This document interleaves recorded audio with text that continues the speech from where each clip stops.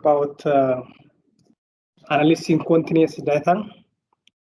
So when you have continuous data as a dependent variable specifically, you can use either t-test or ANOVA just to compare the equality of means across different categories. Or if you are interested to measure the effect of a covariate on a certain continuous dependent variable, you can use regression, and that particular regression is called linear regression when the dependent variable is continuous.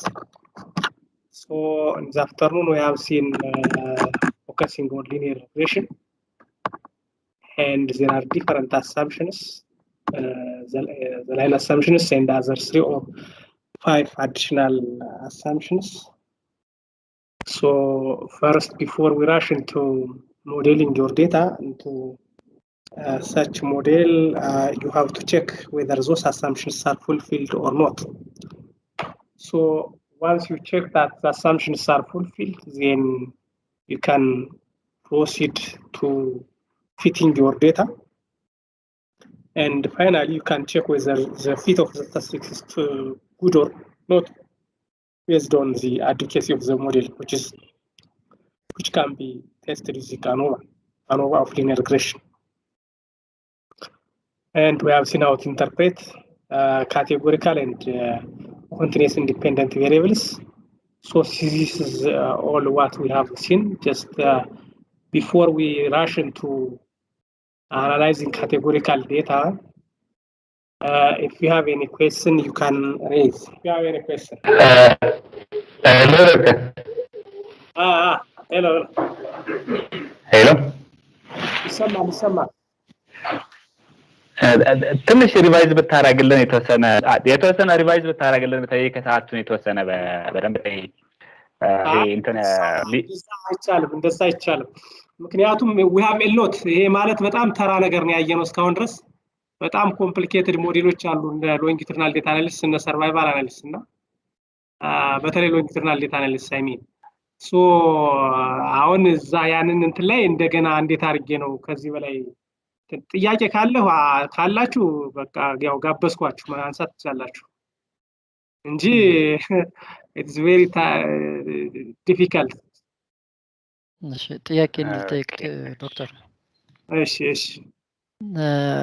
ትናንት ትንሽ መብራት አስቸግሮ ስለነበረ እኔ ጋር ሶጣ ስገባ ነበርና አንድ 3-4 ይሆናሉ ጥያቄዎች ምናልባት እንዳይበዙ ችግር የለውም ጥያቄዎች ካሏችሁ አንሷቸው በነገራችን ላይ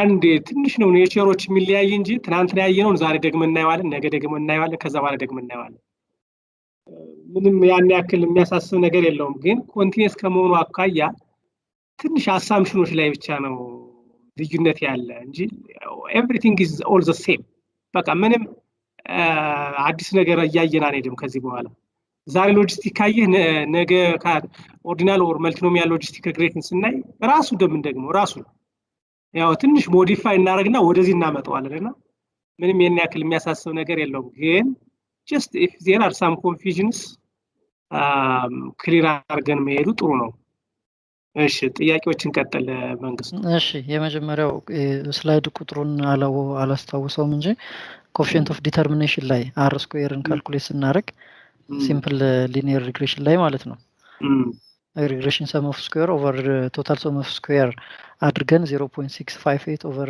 0.812 አድርገን የሰራነው ነበር ካስታወስከውና ውጤቱን 0.81 ነው ያመጣነው ግን ይሄን ስናካፍለው 8.1 ነው የሚመጣው ይሄን ማኑዋሊ ሲሰራው ማለት ነው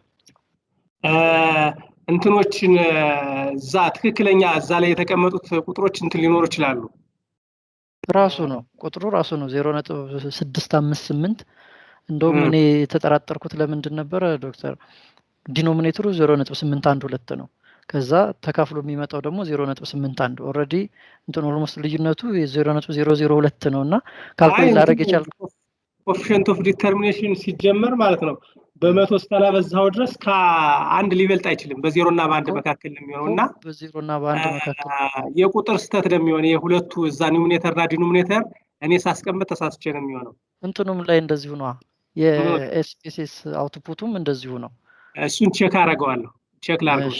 እሺ ሌላው ጥያቄ ኢረር ቫሪያንስን አይተናል። እና ስታንዳርድ ተርሚኖሎጂውን ስትጠቀም ስታንዳርድ ኢረርም እያልክ ነው እና ምናልባት እኔ ተምታቶብኝ ነው ስታንዳርድ ኢረር የሚለው ወይም ደግሞ ስታንዳርድ ኢረር እና ስታንዳርድ ዲቪዬሽን ኦፍ ዘ ኢረርስ አንድ አይነት ናቸው ወይስ ይለያያሉ ወይ? ስታንዳርድ ኢረር እና ስታንዳርድ ዲቪዬሽን ኦፍ ኢረር ምንድነው? ስታንዳርድ ዲቪዬሽን ማለት የስታንዳርድ ዲቪዬሽን ማለት የሮ ዴታዎች ስታንዳርድ ዲቪዬሽን ማለት ነው። ላይክ የሰዎች ዝርዝር ይኖርሃል፣ የነሱ ኤጅ ዌይት ምናምን ካለህ የዛ ስታንዳርድ ዲቪዬሽን ነው የሚባለው። በቃ ስታንዳርድ ኢረር ማለት ግን የኤስቲሜቶች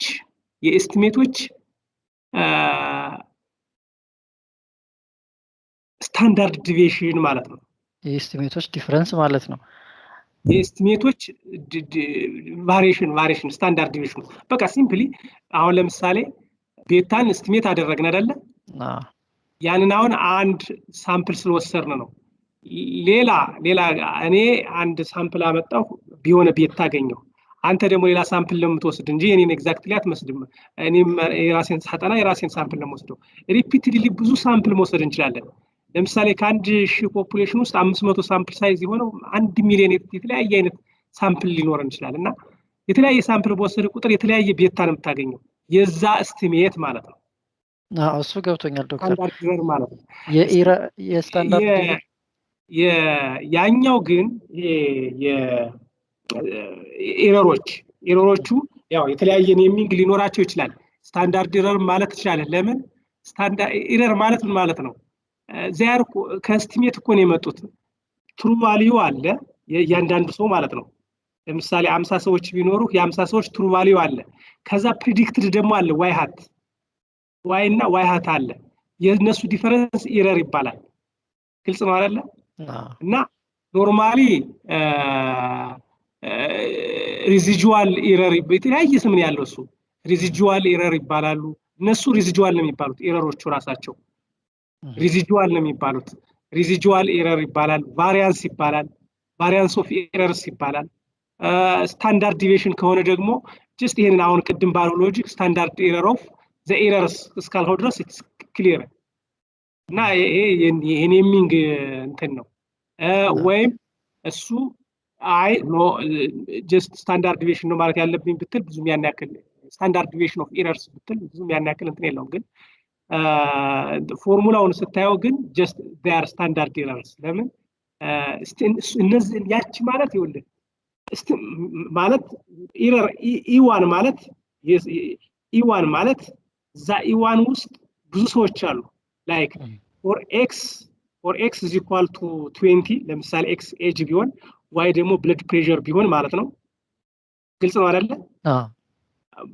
እድሜያቸው 10 20 የሆኑ ፎር ኤክስ is equal to 20 እድሜያቸው 20 የሆኑ ብዙ ሰዎች አሉ ተብሎ ነው የሚታሰበው። እዛ ላይ ኖርማል ዲስትሪቢዩሽን አለ። ግልጽ ነው አይደለ? እና ፕሪዲክትድ ቫልዩ አለ። ዋይ ማይነስ ዋይ ሃት ስታረግ ኤረር ነው የምታገኘው ለእያንዳንዱ ሰው ማለት ነው። ይሄንን እንደ ኦሪጂናል ኦብዘርቬሽን ከወሰድከው እንደ ስታንዳርድ ኤረር ወደሚለው አይወስድም። ኖርማሊ ሊተራሊስት ነው ማለት ነው። ግን ኢንተርቼንጀብሊ ይሄ በብዙ አይነት መንገድ ይጠራሉ። ኢንተርቼንጀብል በዛ ኮንሴፕት ስትሄድ they are standard deviations ከዛ ከእያንዳንዱ ሰው ነው የምወስደው። አይ እያንዳንዱን ሰው ለማግኘት ፕሪዲክትድ ዋይ ቫልዩ እንጠቀማለሁ፣ እስቲሜት እንጠቀማለሁ። ምንም እንኳን የእያንዳንዱ ሰው ዋይን ላይ ፕሪዲክቱን ብጠቀምም ብለህ ካሰብህ ደግሞ እንደ እስቲሜት ከቆጠረው ደግሞ ስታንዳርድ ኤረር ይሆናል ማለት ነው። ኦኬ እሺ። there are different names for it። እሺ ሌላው ስትናገር ይሄ ሌክቸሮቹን ሳዳምጥ አርን ወይም ደግሞ ኮኤፊሽንት ኦፍ ዲተርሚኔሽን ለሲምፕል ሊኒየር ሪግሬሽንም ለመልቲፕል ሊኒየር ሪግሬሽን ምን እንሰራለን እና ሲምፕል ሊኒየር ሪግሬሽን ላይ ከ-1 እስከ ከመልቲፕል ሊኒየር ሪግሬሽን ላይ ከ0 እስከ 1 ነው የሚል ንግግር ላይ አገኘው እና እንደዛ ነው። ትክክል ነው? አዎ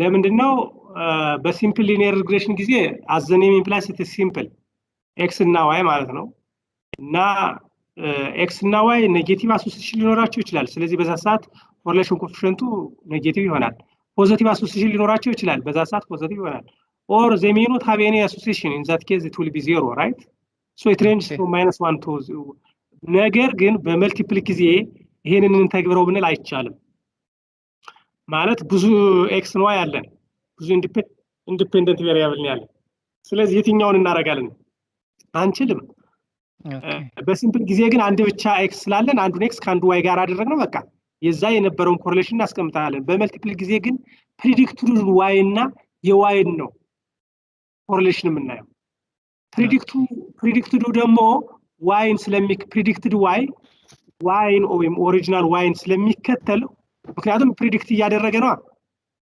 ስለሚከተለው ኦልዌይስ ፖዚቲቭ አሶሲዬሽን ያለው y ሲጨምር ፕሪዲክትዱም ይጨምራል ተብሎ ይታሰባል አለበለዚያማ y ሲጨምር የሚቀንስ ከሆነ ትክክለኛ ሞዴል አይደለም ማለት ነው ስለዚህ በዛ ምክንያት they always have positive zero or above correlation if the model is very poor it will be closer to zero otherwise it is positive እሺ የመጨረሻ ኢንተርፕሪቴሽኑ ነው ይሄ መልቲፕል ሎጂስቲክ ሪግሬሽን ሰርተን ከመጣልን በኋላ ኢንተርፕሪቴሽን ለምሳሌ for a unit of increase in age will increase the percentage of a body part will increase ምናምን ያለው ማለት ነው after controlling sex ለምሳሌ ስንል ይሄ ከኢንዲፔንደንት ፕሪዲክተር ነው ምንለው ጋር ተመሳሳይ ነው ተርሚኖሎጂው አሁን ለምሳሌ ኤጅ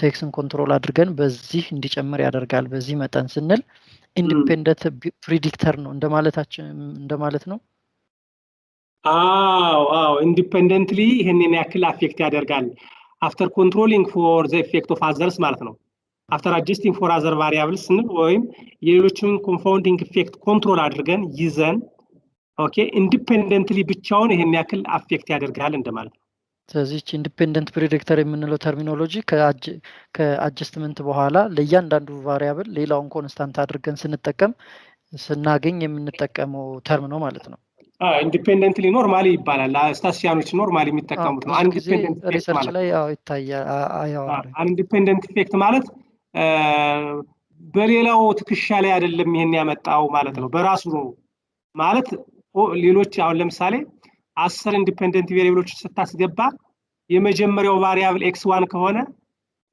ሌሎች ከx2 እስከ x10 ያሉት አጀስትድ ከሆኑ በኋላ ነው x1 ኢፌክቱን የምታየው ስለዚህ እዛም የምታየው የx1 ኢንዲፔንደንት ኢፌክት ኦፍ ነው ማለት ነው አፍተር አጀስቲንግ ኢንዲፔንደንት ኢፌክት የምንለው ግን ለማን ነው ለዘጠኙ ብቻ ነው ሌላ እዛ ሞዴል ውስጥ ለሌለው ግን ጋራንቲ አይሰጥም ሞዴል ውስጥ ለሌለው ኢንዲፔንደንት ነው ማለት አንችልም ምክንያቱም ገብቶ የነዛ ኮንትሮል ስላልሆነ እሺ የሶፍትዌር አጠቃቀማችን ደግሞ እነዚህ ፓኬጆቹ አንዳንዴ ስታታ እንጠቀማለን አንዳንዴ ስፔስስ እንጠቀማለን ሁሉንም አንደኛው ላይ መጠቀም እንችላለን ግን እዚህ አድቫንስድ ሞዴሎች ላይ ግን ወደ ስታታ ነው የምንሄደው ይሄ ወደታች ያለውን እነዚህ ቴስቱን ምናምን እንደውም በስፔስስ ነው እንትን ያለው እዛም በስታታው ማሳያቸዋለሁ ከፈለጋችሁ ግን አድቫንስዱ ላይ ስፔስስ ትንሽ ሊቨሬስ ነው በጣም ኮንቪኒየንት አይደለም ወደ ስታታ ነው የምንሄደው ከዚህ በኋላ ወደ ስታታ እያጋደልን ነው የምንሄደው በተለይ ከነገ ጀምሮ ማለት ከኦርዲናል እና መልቲኖሚያል ጀምሮ ያሉትን ማለት ነው እሺ ታንክ ዩ ጨርሻለሁ ኦኬ ስለዚህ ዶንት ወሪ ማለት ልናየው ነው አሁን ማለት የሆነ ሊኒየር ሪግሬሽን ቤዚክ ሞዴሉ ነው ሌሎችን ወደ ሊኒየር ነው የምናመጣቸው በትራንስፎርሜሽን እና ኤቭሪቲንግ ተመሳሳይ ነው በተለይ ከዚህ በኋላ ያሉት ይመሳሰላሉ ሊኒየር መሰረታችን ነው ምን ጊዜም አዘኔም ኢምፕላይስ ሊኒየር እነዛ ግን ሊኒየር የሚሆኑት አፍተር ትራንስፎርሜሽን ነውና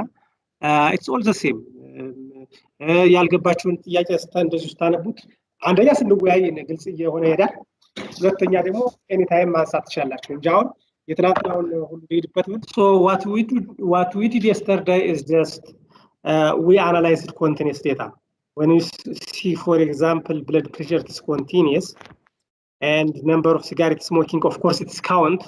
We approximate with as continuous,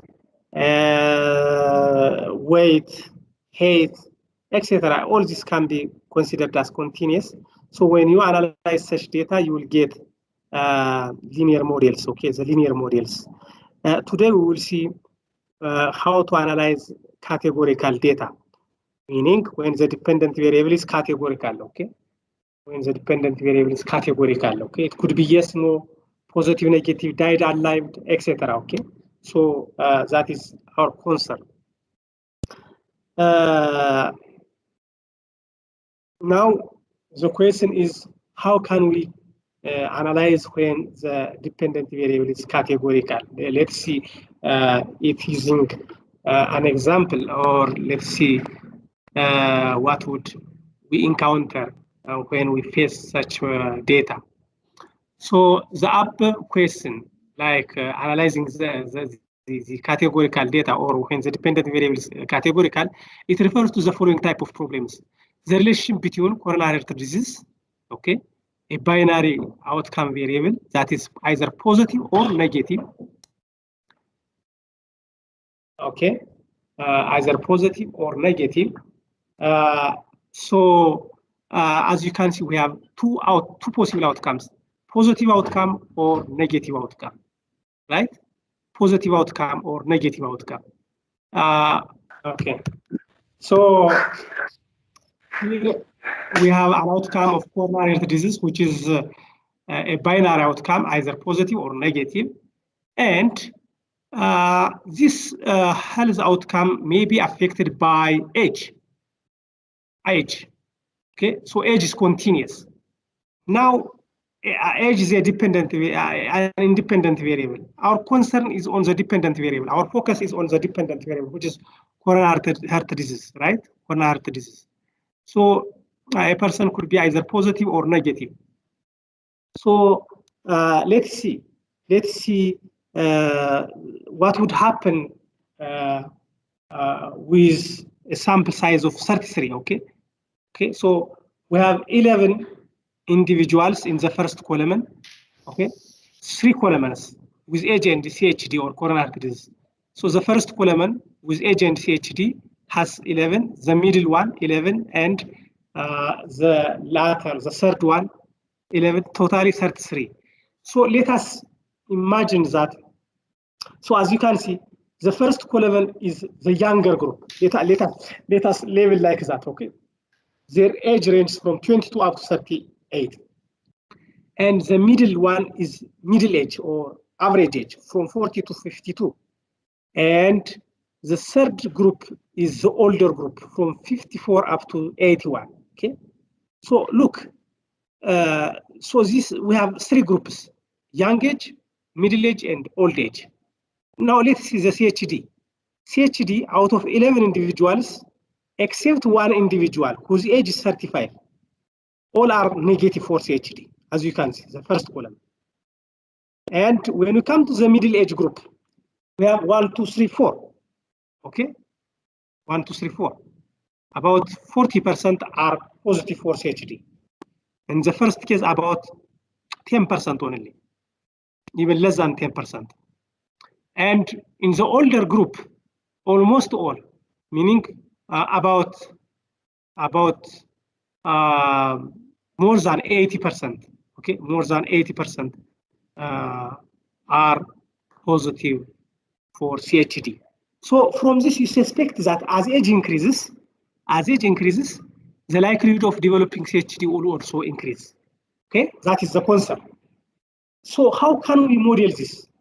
How can we model? Don't forget, the dependent variable is either 0 and 1. So how can we model? Can we use linear regression? Let's see it. Of course, yeah, it may tell you whether their average age is different or the same across the status of or among the status of CHD, either positive or negative, right?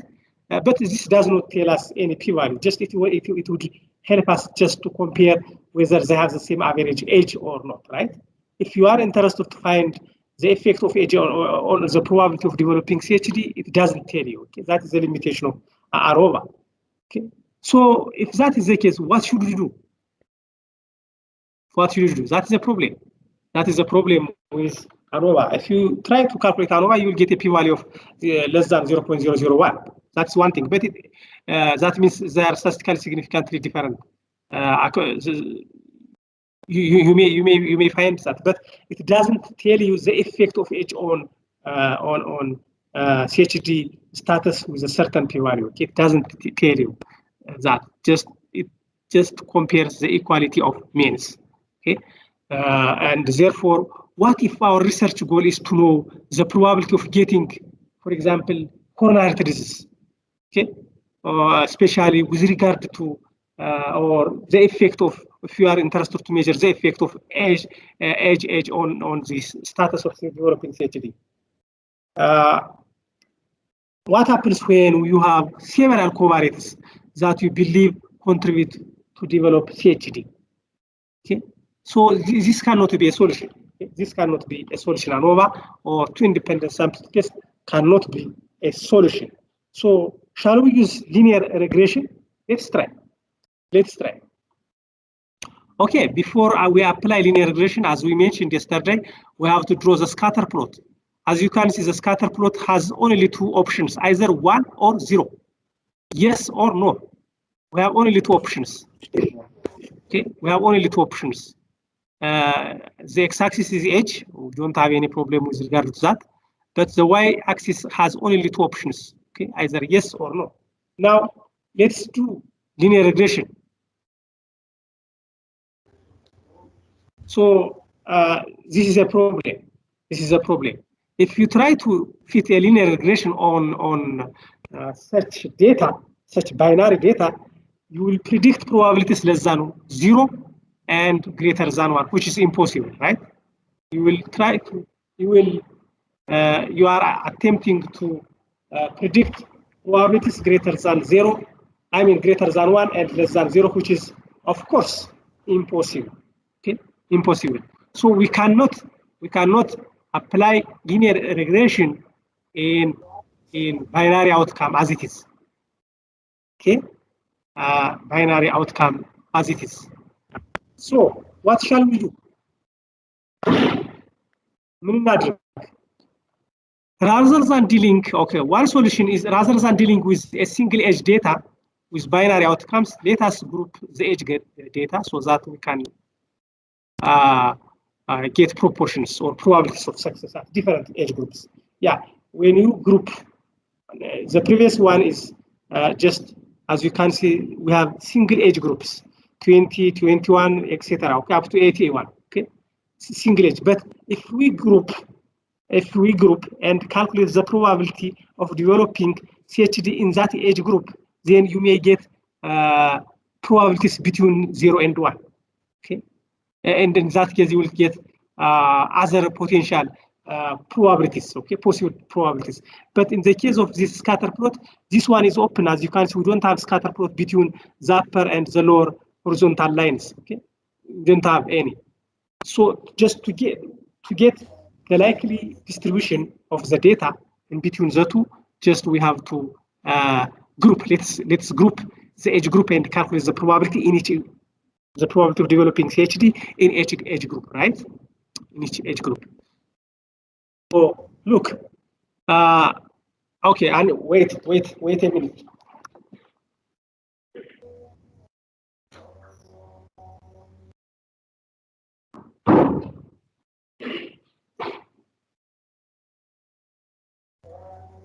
Okay, so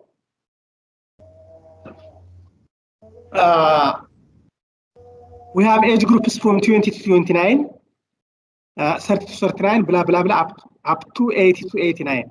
So among the youngest age group, which is from 20 to 29, we have 5 study participants. And of these 5 participants, we have no any person who is positive for CHD. So the probability of developing CHD in this group is 0. 0 divided by 5, okay? 0, this one, 0 divided by 5, it is 0. And in the second age group, which is from 30 to 39, we have 6 individuals, and of this, 1 is positive. So the probability of developing CHD is 0.17, etc., right? So look, as age increases, the probability of developing CHD increases. And the youngest is almost free of CHD, and the oldest individuals are almost certain to develop CHD, right? So from this, it will tell us, okay, this pattern will tell us that there is, of course, some correlation between age and probability of developing CHD, right? Okay. Now, the previous problem was solved partially because, as you can see from the previous graph, those developed the disease were here, and those who do not develop CHD are around here. Okay, around here. That means we have only 2 options. Now we have many options between 0 and 1. We have many options. Okay, we have many options. So it's good. It would tell us some history in between 0 and 1, but the previous one does not tell us any pattern. Okay, any sort of relationship is not obvious or is not clear in the previous one. Now, at least we have got some relationship. Let's see it anyway. Let's graph it. Okay. So we have now x-axis is age group, not single age group, from 20 to 29, 30 to 39, 40 to 49, blah blah. And this is the oldest classification, and this is the second type of, or the recent classification. Okay, probability range from 0 up to 1. So if you see the probability increased from 0, then 0.17, then blah blah blah, finally 1. So if you see the pattern or the graph of such probabilities, of course, unfortunately, here we have sample size of 13. If your sample size is very large, like 1,000, 2,000, etc., and your age group is very small, like in months or in weeks, and if you have a number of groups, you will get such S-shaped curve. Okay, you will get such S-shaped curve. That means the probability range, which ranges from 0 to 1, will have such a pattern, right? Will have such a pattern. Okay, which is an S-shaped curve. So can we fit a linear regression to such S-shaped scatter plot? A question. This is a question that must be answered. Can we fit linear regression to such S-shaped curve? Anyone who can respond to this? We cannot. We cannot. Yeah. We cannot. ምንድን ያለው ትናንትና መጀመሪያ ስካተር ፕሎት መስራቱ ነው። ስካተር ፕሎቱ ሊኒየር ፓተርን ካለው ሊኒየር ሬግሬሽን ትሰጠዋለህ፣ ከሌለው ራሱን የሚመስለውን ነው የምትሰጠው፣ የሚገጥመውን ማለት ነው። ኦኬ፣ ለሃይላንድን ለመግጠም የጀሪካን ክዳን አትገጥመው፣ ለጀሪካውም እንደዚህ ሃይላንዱን አትገጥመው። ልግጠመው ብትል ይገባል ውስጥ ወይም ደግሞ ያፈሳል። ስለዚህ ዴታውን ፓተርን አይተህ ነው የምትገጥመው እንጂ ዝም ብሎ አይደለም። So let's see the problem. Again, such an S-shaped curve is difficult to describe with linear equation for 2 reasons. One,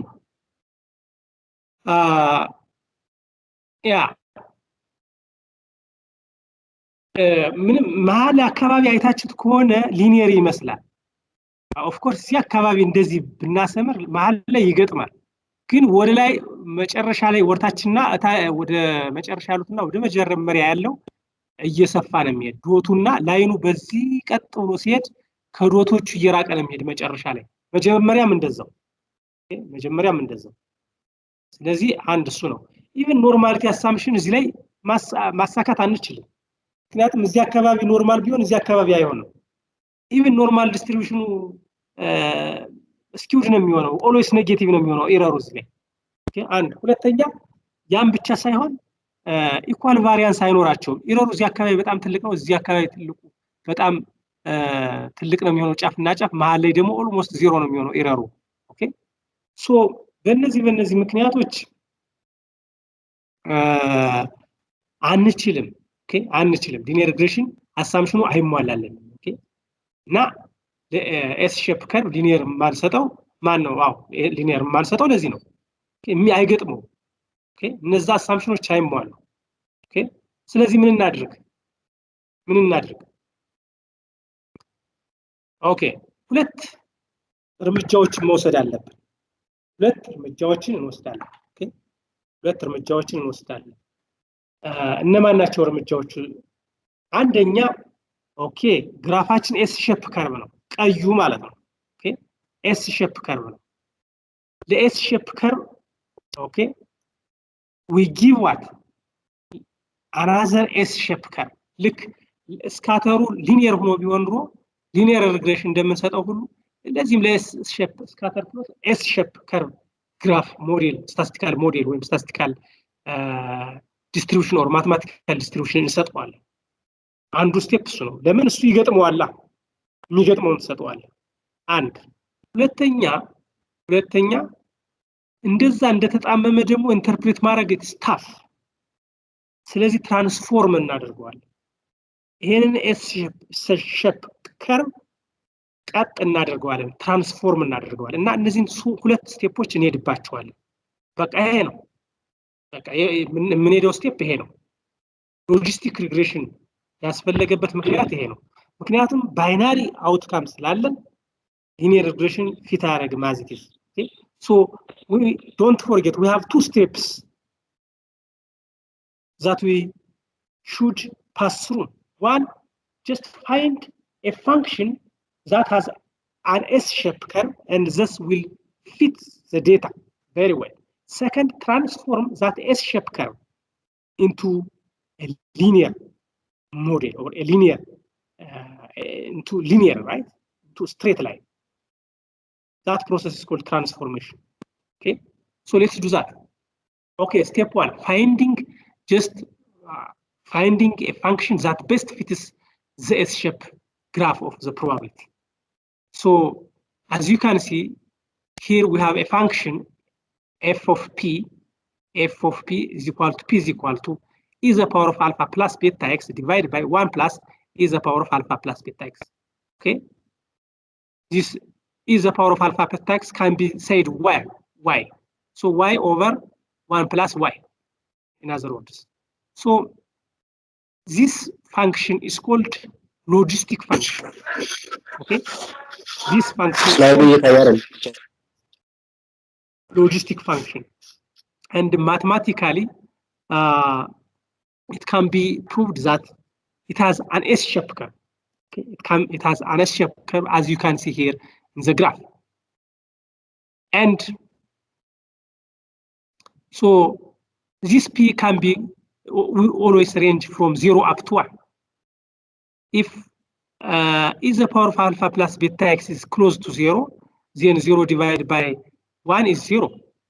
If e to the power of alpha plus beta x is positive infinity, then positive infinity or negative infinity divided by negative infinity because in a positive infinity, if you add 1, it's nothing, okay? The change is very minimal, so it's almost dividing one number by itself. The difference is very minimal. 1 is very small when compared to a large number, large either positive or negative. So, of course, e to the power of alpha beta x cannot be negative. It's always positive because e is positive. So, very large positive number divided by very large positive number, it's almost 1. Okay, 1 million divided by 1 million 1 is what? It's 1, almost close to 1. Okay, so it ranges between 0 and 1, and this is a very good opportunity to associate with probability. Okay, so this logistic function can be associated or approximated with probability. So as we know, previously the scatter plot of this shape. So for that scatter plot, we can give this function. Okay. But if you give linear regressions, it means what? P is equal to alpha plus beta x, simply the exponent one. Okay. Power on alpha plus beta x linear አደረግነው ማለት ነው። Okay. ያ ደግሞ አይገጥም። Okay. So that's why this is called a logistic function, and we link the model with the logistic or the logistic function. So now, what does P mean? Let us rewrite P in a different way. P, as you can see, we have e to the power of alpha beta x plus 1 plus e to the power of alpha beta x. So P over 1 minus P is equal to e to the power of alpha beta x. Okay, you can try it at home. Okay, so P over 1 minus P is what? The odds. P over 1 minus P is what? The odds. Okay, A over P is the probability of the occurrence, right? And 1 minus P is the probability of non-occurrence. Okay, so the probability of occurrence divided by the probability of non-occurrence is the odds. The odds of developing a certain disease, for example, okay, is equal to e to the power of alpha beta x. Now let us still it is not linear. It's not linear. E to the power of alpha beta x, okay, this one is not linear. To say it's linear, this has to touch. This has to be what? This exponent should be avoided, okay? Is should be avoided. So let's take logarithm or the natural logarithm in both sides. Ln of P over 1 minus P is equal to alpha plus beta x. Now it's linear. But don't forget that it's linear only in logistic scale. It's linear, now it's linear only in logit scale. What does logit scale mean? Logit of P meaning logarithm of odds. So we have two complications here. One, there is logarithm. Second, it's odds. Okay. So the interpretation will be, of course, a bit complicated if you are attempting to interpret it like this as it is.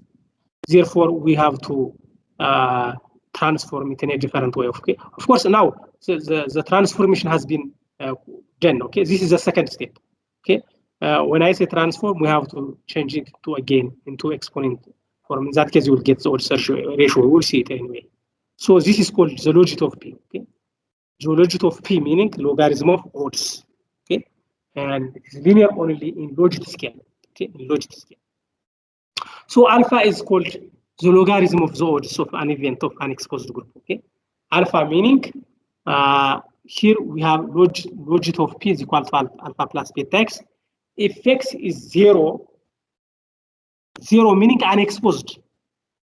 When exposed, someone is exposed, we assign 1 for x. So in that case, alpha plus beta. Beta times 1, it's 1, so alpha plus beta. But let's take the unexposed group. Okay? For unexposed group, x will be 0. 0 times beta, it's 0. So we would remain with alpha.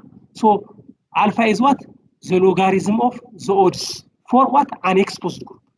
The logarithm of the odds of developing CHD for unexposed group. Okay, what does beta meaning?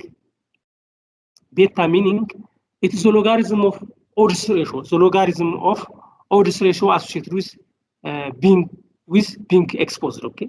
Now, the previous one for unexposed, when x is 0, we have got logarithm of P is equal to what? Logarithm of P. P is for unexposed, don't forget, is equal to alpha. And for logarithm of P2, let's say P2 or P for exposed is alpha plus beta. Okay, alpha plus beta. If you subtract from alpha plus beta alpha, okay, both sides, you will get beta. And that is the difference of the logarithm of developing CHD for exposed and non-exposed group. So after rearranging, you will get that beta is what? The logarithm of the odds ratio. Okay? Beta is what? The logarithm of the odds ratio. That means from mathematics, logarithm of odds ratio to the base E, meaning e to the power of beta is equal to odds ratio. Okay? we know that logarithm of y to the base 10 is equal to x, meaning 10 to the power of x is equal to y. Similarly, if you have logarithm of or to the base e, okay, logarithm of y to the base e, okay, both to the base e is equal to beta, meaning e the power of beta is equal to or. Okay, that's why e the power of beta is equal to or odds ratio, meaning e the power of beta. Okay, odds ratio. This is called odds ratio.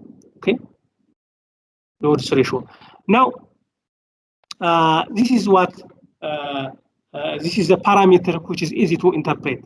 Now, don't forget that we have changed this S-shaped curve into linear. Okay, logit of P is equal to, you can say this one Y. Okay, Y is equal to alpha plus beta. So, for a unit increase in X, Y will increase by beta, which is what we interpreted yesterday, right? So beta can be positive, can be negative, or zero. If it is zero, it shows what? No association. If it is negative, there is a positive, inverse relationship between x and y. If it's positive, if beta is positive, we say there is positive association. But don't forget that it's unfortunate that when we say this one y, okay, to interpret it in terms of probability, we have some complications, two complications, as I mentioned before. We have the logarithm scale and the odds, the logarithm of the odds. It's after taking the logarithm of the odds that we get a linear function, okay? That is, of course, the complication. Because, for example, when you interpret for someone, if beta is, for example, or if you are to interpret beta as it is, you will say for a unit increase in x, like for example, for a unit increase in h, the logarithm of the odds of developing CHD will increase by beta, which is very complicated and no one would understand you easily. Okay, for a unit increase in x, the logarithm of the odds of, okay, this is not understanding. The logarithm of the odds of developing CHD. This is not. So we interpret rather the exponent of beta or the odds ratio, okay? Because odds ratio is simpler to interpret or to talk with our clients or customers or data users, right? Using odds ratio than interpreting beta as it is, right? So let us summarize what we did. Initially, we have this. Okay, we have binary outcome, either yes or no. Then we have this S-shaped curve. We have this S-shaped curve. Then we transformed this S-shaped curve into meaning we have got a link function or a function that best fits such a shape curve, and that function is called the logistic function. Okay, so we have got that's first step, and the second step is just to transform this S-shaped curve into straight line. Okay, straight line like this. So this straight line is the logit of P. The y-axis is the logit of P. Okay, and the x-axis we have continuous, for example, predictor variable, and this is called linear function. Now it's linear function, and this process is called changing from S-shaped curve to straight line is called the logic transform function. Okay, the logic transform function. Okay, this is what we did so far. Okay, okay, so so this is called binary logistic regression. Why binary logistic regression? Because we have binary outcome, yes, no, or digit and undigit, positive, negative, for CHD, for example. And we have tried to fit such data using binary outcome, using this link function, okay, using this link function. And as you can see, the S-shaped curve has different slopes. We can see the S-shaped curve has different slopes. Around here, the slope is 0. Now it's gradually increasing. The slope is increasing. So it reaches the maximum slope around here at the middle. Okay? It will reach the maximum slope around here, then declines. And around here, it will be almost 0 slope because it will be horizontal. Okay, so we have different slopes along the line. Okay, so the S-shaped curve has a slope of generally p times 1 minus p times beta, where p is the probability at x is equal to x. Okay, x value ወይም x axis x በሚሆንበት ሰዓት ስሎፑ ማነው probability p ቢሆን ማለት ነው። ስሎፑ በዛን ሰዓት p times 1 minus p times beta ይሆናል ማለት ነው። So as we move to the two extremes of x or p, the slope close to 0 as we saw. Okay, and the x and p coordinate on which is at negative alpha b over b and 0.5. p probability ምን ማለት ነው እዚህ ላይ ይሄ ስሎፕ ማክሲመም የሚሆነው እዚህ አካባቢ ነው ብለናል። ያያችሁት ነው ብዬ አስባለሁ። አሮዋ እዚህ አካባቢ ነው ማክሲመም የሚሆነው እና እዚህ ላይ p 0 ነው የሚሆነው 0.5 እዚህ ጋር መሃል ላይ ልክ በዚህ በአንድ እና በ0 መሃል ላይ ማለት ነው 0.5 and x ደግሞ ኔጌቲቭ አልፋ ኦቨር ቤታ በሚሆንበት ሰዓት ቀጥታ በዚህ ብትሄድ x ኔጌቲቭ አልፋ ኦቨር ቤታ ይሆናል። አልፋ ያው ሎጎድስ ፎር አንኤክስፖዝድ ነው ብለናል። ቤታ ደግሞ ሎጎድስ ሬሽዮ ፎር ኤክስፖዝድ ነው ብለናል እና ኔጌቲቭ አልፋ ኦቨር ቤታ x ሲሆን p ደግሞ 0.5 ሲሆን ማክሲመም ስሎፕ ይመጣል መሃል ላይ ማለት ነው። ከዚህ መሃል ወር ላይ ከፍ ሲል እየቀነሰ ይመጣል፣ ዝቅም ሲል እየቀነሰ ይመጣል ማለት ነው። ኦኬ እና ይሄ the median effective level of ይባላል median effective level ይባላልና just middle value ማለት ነው probability 0.5 የሆነበት ማለት ነው። እስቲ በx በ2 by 2 ቴብል እንየው። ለምሳሌ patient satisfaction አለን። patient satisfaction unsatisfied individual እና satisfied individual አሉን። okay unsatisfied individual እና satisfied individual አሉን። unsatisfied 303 satisfied ደግሞ 171 ቶታል 474 ሬዚደንስ ሩራል እና አርባን አለን።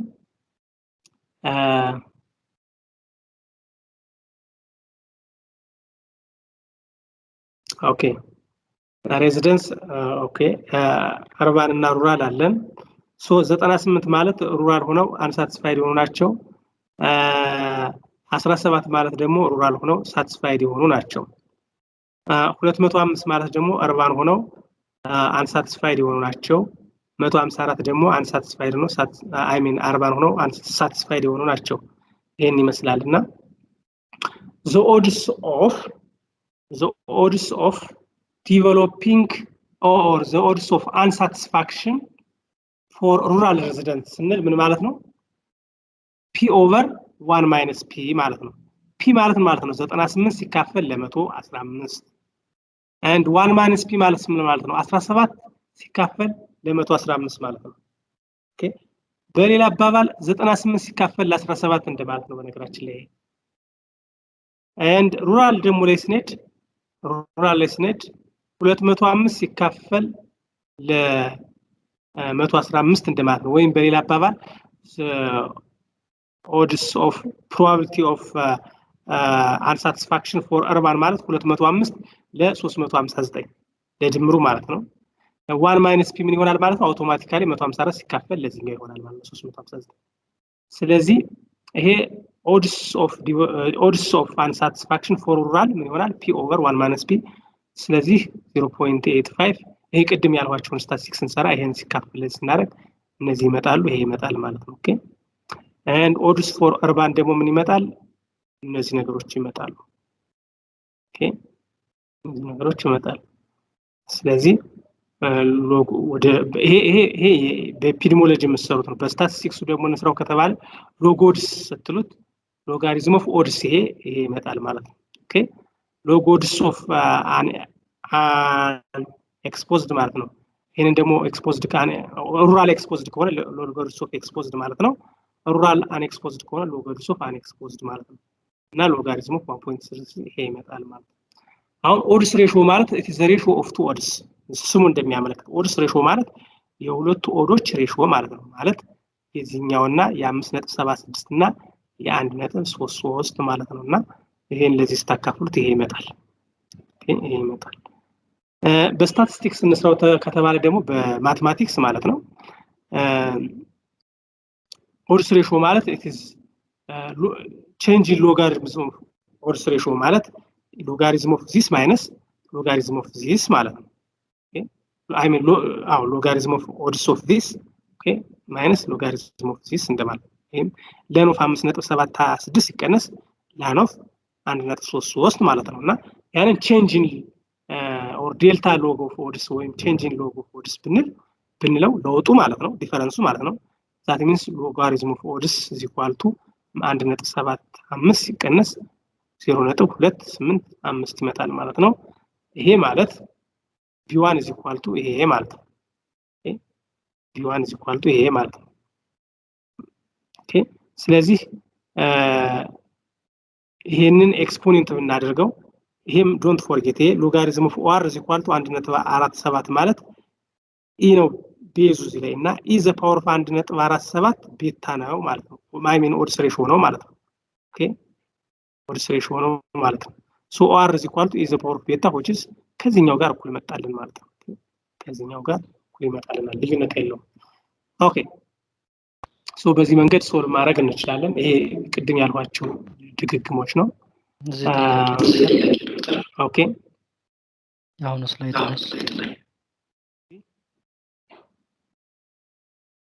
እዚህ ነው አይ ከኋላ ዴልታ ላን ኦፍ ኦድስ ላን ኦፍ ኦር ጋር እኩል የሆነበት አልገባኝም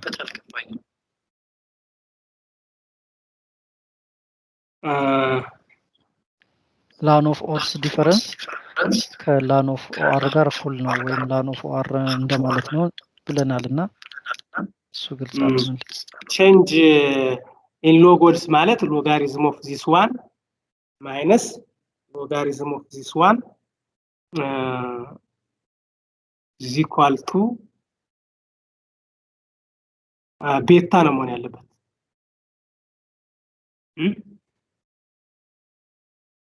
ቤታ ነው መሆን ያለበት ይሰማል አይደል አዎ ይሰማኛል ቤታ ነው መሆን ያለበት ለምን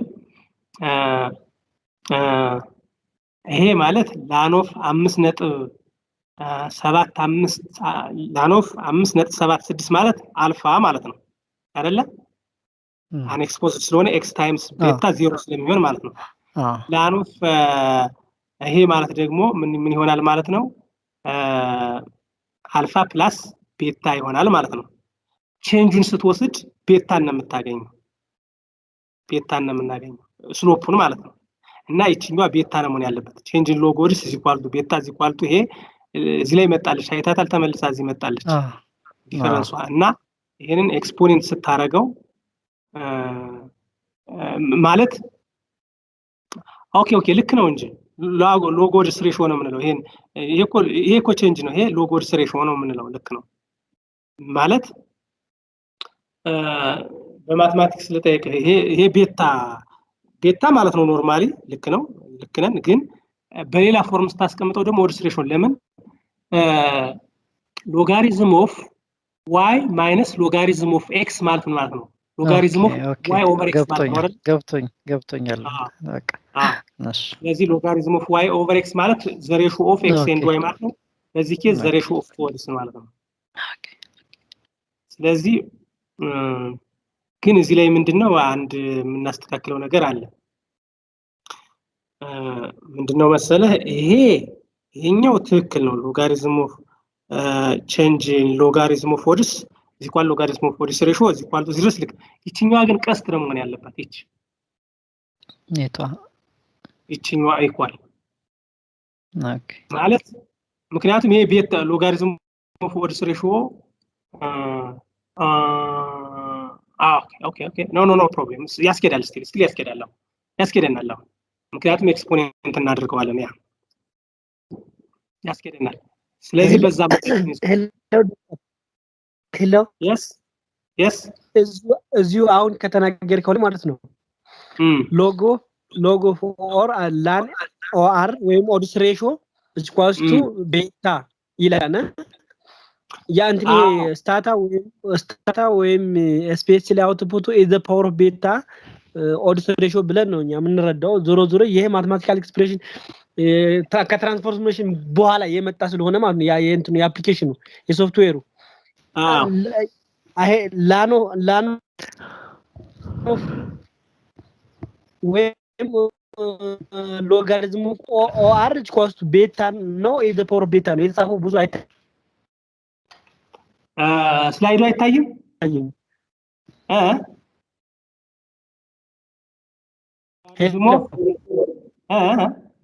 ስላይዱ ይታየናል ምናልባት በስልክ ከሆነ የሚጠቀመው እንትን ዲስፕሌይ ሆኗል ግን የሚለው ቴብሎች ስልክ ስለሆነ የምጠቀመው አይታይም ስላይዱ ይታያል አይ እንትን ነው ማለት ያው የምትጠቀሙት አፓራተስ ሊሆን ይችላል አው ሳይዙ ዙም የሚደረግ ከሆነ ዙም እያደረክ ይው ግን የሚደረግ አይመስለኝም ምንድነው ግን ጥያቄን ወይ ቢታይም ባይታይም መግለጽ ከቻል ለለከለኩት ሎጋሪዝም ኦፍ ኦድ ሬሾ ድምጽ አይሰማም ሃሎ ሎጋሪዝም ኦፍ ኦድ ሬሾ ኢኳልስ ቤታ ነው ወይ የሚለው ለማለት ነው ባጭሩ አዎ ሎጋሪዝም ኦፍ ኦድ ሬሾ ኢኳልስ ቱ ቤታ ነው የሚለው አቤት አዎ ሎጋሪዝም ኦፍ ሄሎ አዎ ልክ ነው አዎ ያ ምክንያቱም ቦዝ ሎጋሪዝም ኦፍ ኦአር ኢዝ ኢኳል ቱ ቤታ ነው የሚቀረው ለምን ሎጋሪዝም ኦፍ ኦድስ ማለት ሎጋሪዝም ኦፍ ኦድስ ማለት ቤታ አልፋ ነው ለኤክስፖዝድ ለአንኤክስፖዝድ አልፋ ፕላስ ቤታ ደግሞ ለኤክስፖዝድ ነውና ቼንጁን ስትወስደው ቤታ ብቻ ይቀራል ቼንጁ ማለት ዲፈረንሱ ማለት ነውና ያንን ደግሞ you can rearrange to get the odds ratio the logarithm of the odds ratio ማለት ሲምፕል ማቴማቲክስ ነው ኦኬ ሶ ይሄ ማየት ትችላላችሁ ያው ቅድም እንዳልኳችሁ ላይክ ለምሳሌ ሎጋሪዝም ኦፍ ኦድስ ማለት ሎጋሪዝም ኦፍ ሎጂክ ኦፍ ፒ ማለት ነው እዚ ኳልቱ አልፋ ፕላስ ቤታ ኤክስ ይሆናል ማለት ነው ይሄ ቤታ ሲሆን ማለት ነው ኦኬ ይሄ ቤታ ሲሆን ማለት ይሄ ደግሞ አልፋ ሲሆን ማለት ኤክስ is our independent variable it could be categorical or continuous okay could be categorical or continuous እስቲ ይሄንን እንየው odds ratio ያው odds of rural odds of developing or odds of unsatisfaction for rural residents divided by odds of unsatisfaction for urban residents so ምን ማለት ነው just is the power of alpha plus beta x እዚህ ላይ 1 ነው ለኤክስፖዝድ ስለሆነ ሩራል ኤክስፖዝድ አድርገን ስለወሰድ ነው ማለት ነው and እዚህ ጋር ደግሞ x ለዲኖሚኔተሩ 0 ስለሆነ ወይም አንኤክስፖዝድ ስለሆነ 0 ሲባዛ በቤታ አልፋ ብቻ ነው የሚቀረውና ይሄ ማለት ይሄ በዚህ ጣፋና is the power of beta ይጨቀረናል ማለት ነው that's why is the power of beta odds ratio አድርገን እንወስደው the ratio of two odds or exposed and unexposed versus unexposed ማለት እና ተመልሶ ይሄ ይመጣል ማለት ነው የቅድሙን እየደገምን ነው ያለው therefore odds ratio ማለት exponent of beta ማለት ነው ቤታ ካለ exponent of beta አድርገህ በቀላሉ ማምጣት ትችላለህ ማለት እና ስፔሲስ ስራን ብታደርግ በዛ ዴታ ላይ ይሄንን ታመጣለህ ሬዚደንስን ለምሳሌ ካቴጎሪካል አድርገን urban and rural ብለን ማለት ነው ሩራልን እንደ ኤክስፖዝድ ብንወስደው urban ደግሞ እንደ unexposed ብንወስደው ኮንስታንቱ አለን so we have the standard error and wild statistics አለን and p value አለን and exponent of beta አለን okay exponent of beta አለን so ይሄንን እንዴ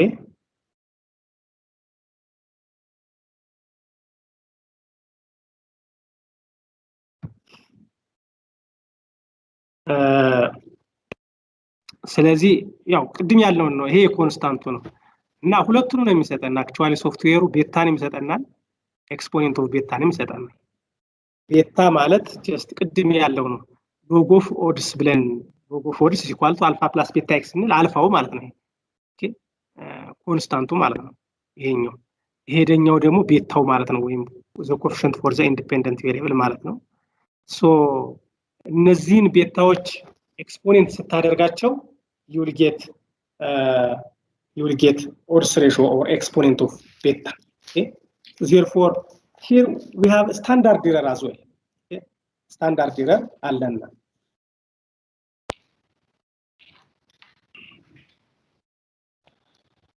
okay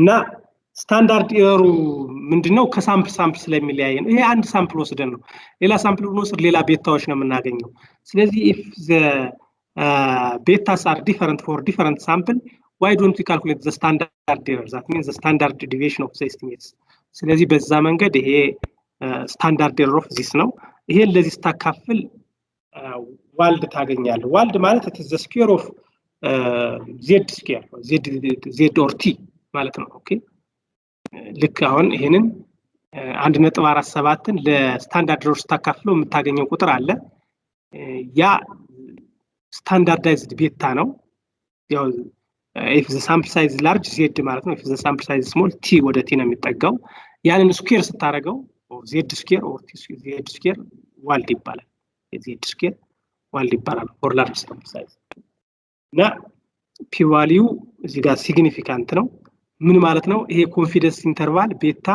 0 አይጨምርም ማለት ነው ኮንፊደንስ ኢንተርቫሉ 0 አይጨምርም ማለት ነው ኦር የኤክስፖኔንት ኦፍ ቤታ 1 አይጨምርም ማለት ነው በሌላ አባባል ይሄ ቤታን 0 አይጨምርም ካል ኤክስፖኔንት ኦፍ ቤታን ደግሞ 0 አይ ሚን 1 ይጨምራል አይጨምርም ምክንያቱም ኤክስፖኔንት ኦፍ 0 1 ስለሆነ ኦኬ if beta is 0 association ከሌለ ኤክስፖኔንት ኦፍ 0 1 ነውና the null value for beta is 0 whereas the null value for exponent of beta or odds ratio is 1 okay so እዚህ ኮንፊደንስ ኢንተርቫል እዚህ የተቀመጠው ምንድነው የሚለው 95% ኮንፊደንስ ኢንተርቫል for exponent of beta ነው የሚለውና lower እና upper bound አለ so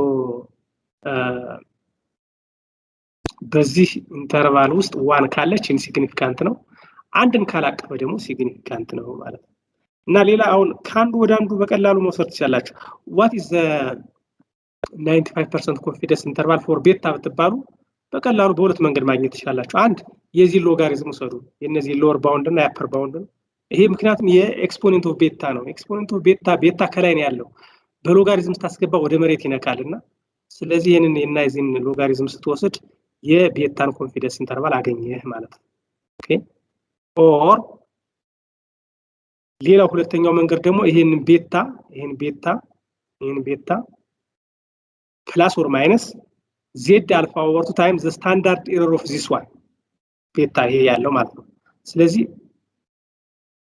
1.47 plus or minus 1.96 alpha and 5% ወሰድ 1.96 times this one ባደርገው ማይነስ አደርግ ሎወር ባውንዱን አገኛለሁ ፕላስ አደርግ አፐር ባውንዱ እና ያ ኮንፊደንስ ኢንተርቫል 0 ነው አጥፋል አላቀፈም ነው ያንን ኮንፊደንስ ኢንተርቫል ኤክስፖኔንት ባደረገው ደግሞ ይሄን እነዚህ ኢንተርቫሎች አገኛለሁ ማለት ነው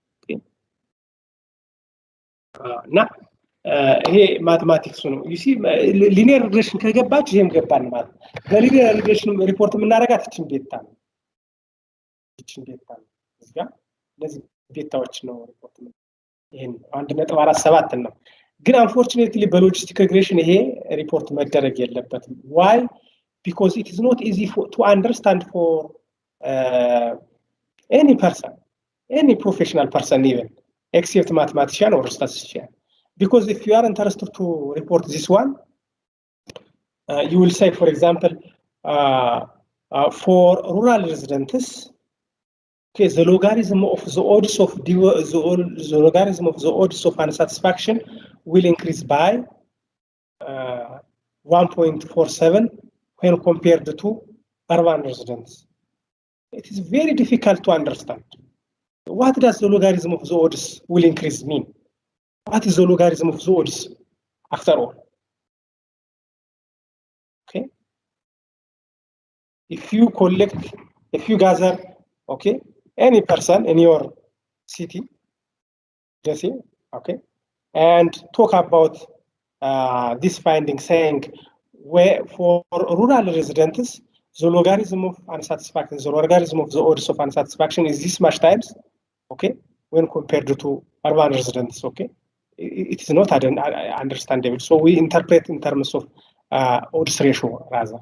Okay, so because it is easy to understand. So we say for rural residents, the odds of unsatisfaction is about 4 times or over 4 times, okay, or over 4-fold when compared to that of urban residents. Okay, it's easy to understand. Okay, for rural residents, the odds of unsatisfaction is 4 times or more than 4-fold when compared to what? Urban residents. Okay, so this is easier to understand. እና ኢንተርፕሬት የምናደርገውን የመምረጥ ጉዳይ ነው እንጂ ሊኒየር ሪግሬሽን እና ይሄ ተመሳሳይነት አለው ማለት ነው።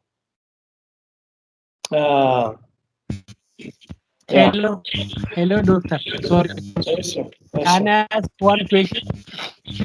Yeah. Welcome. Interpretation ላይ ማለት interpretation. The odds of rural patient unsatisfaction on the service they got is 4.3 times that of urban resident የሚለው ማለት ነው። የተለያዩ ጥናቶች የሚጽፉት ይሰማል ግን ይቆራረጣል በጣም እሱ ሌላ ድምጽ ነው ወይስ እኔ ጋር ነው ችግሩ? እንደው አንተ ጋር ይመስለኛል ሲጀምር ድምጹ እኔ ጋር ይመስለኝም። ለማንኛውም እና ይሄ ኦድስ ሬሽዮ ነው ብለን መጻፍ ያለብን ወይስ ኦድ? ብዙ ጽሁፎች ላይ የሚጽፉት the odds ratio of ብለው ነው የሚነሱትና እዚህ ጋር አንተ ጋር ደግሞ the odds of rural patient ብሎ ነው የሚጀምረውና የትኛው ነው ለማለት ነው? the odds ratio of what? the odds እስቲ the odds ratio of ብለው ምንድነው ያሉት? the odds ratio of ለምሳሌ ይሄ ነው ኤግዛምፕሉን ብንይዝ ማለት ነው።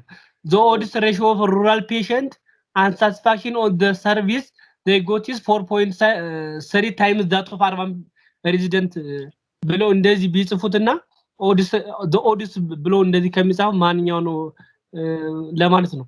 አይ ያኛው ሲጀመር ስተት ነው ማለት ይኸውልህ አሁን ስተት ነው እንደዛ አድርገህ ኢንተርፕሬት አታደርግም። ሉክ ኦድስ ሬሽዮ ማለት ነው the ratio of odds ማለት ነው odds of rural divided by odds of urban ነው የሚለው ከላይ አይተዋል?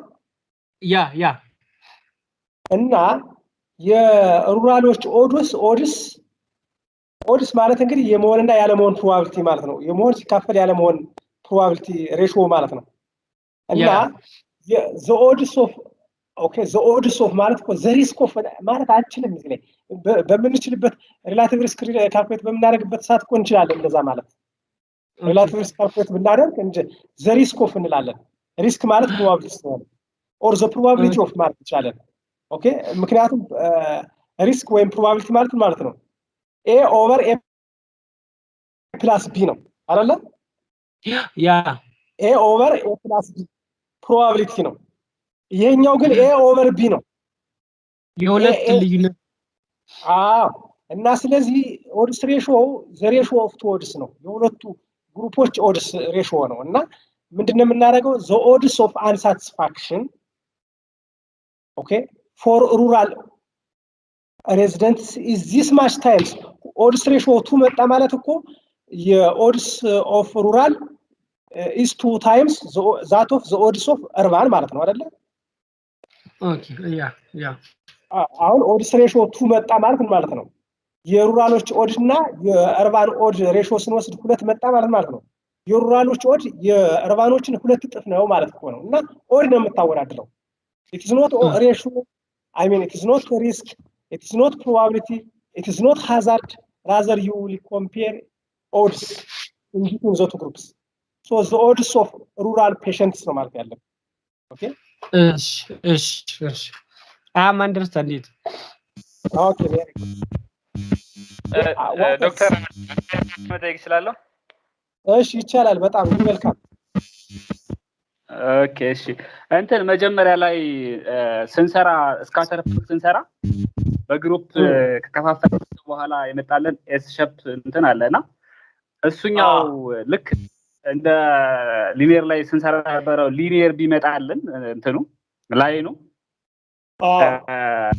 it's possible ልክ በሊኒየር ትናንት በሰራነው መልኩ መስራት እንችላለን with ዳይኮቶመስ አውትካም ያላቸውን ቫሪያብሎች እንዴት ነው ማድረግ የምንችለው?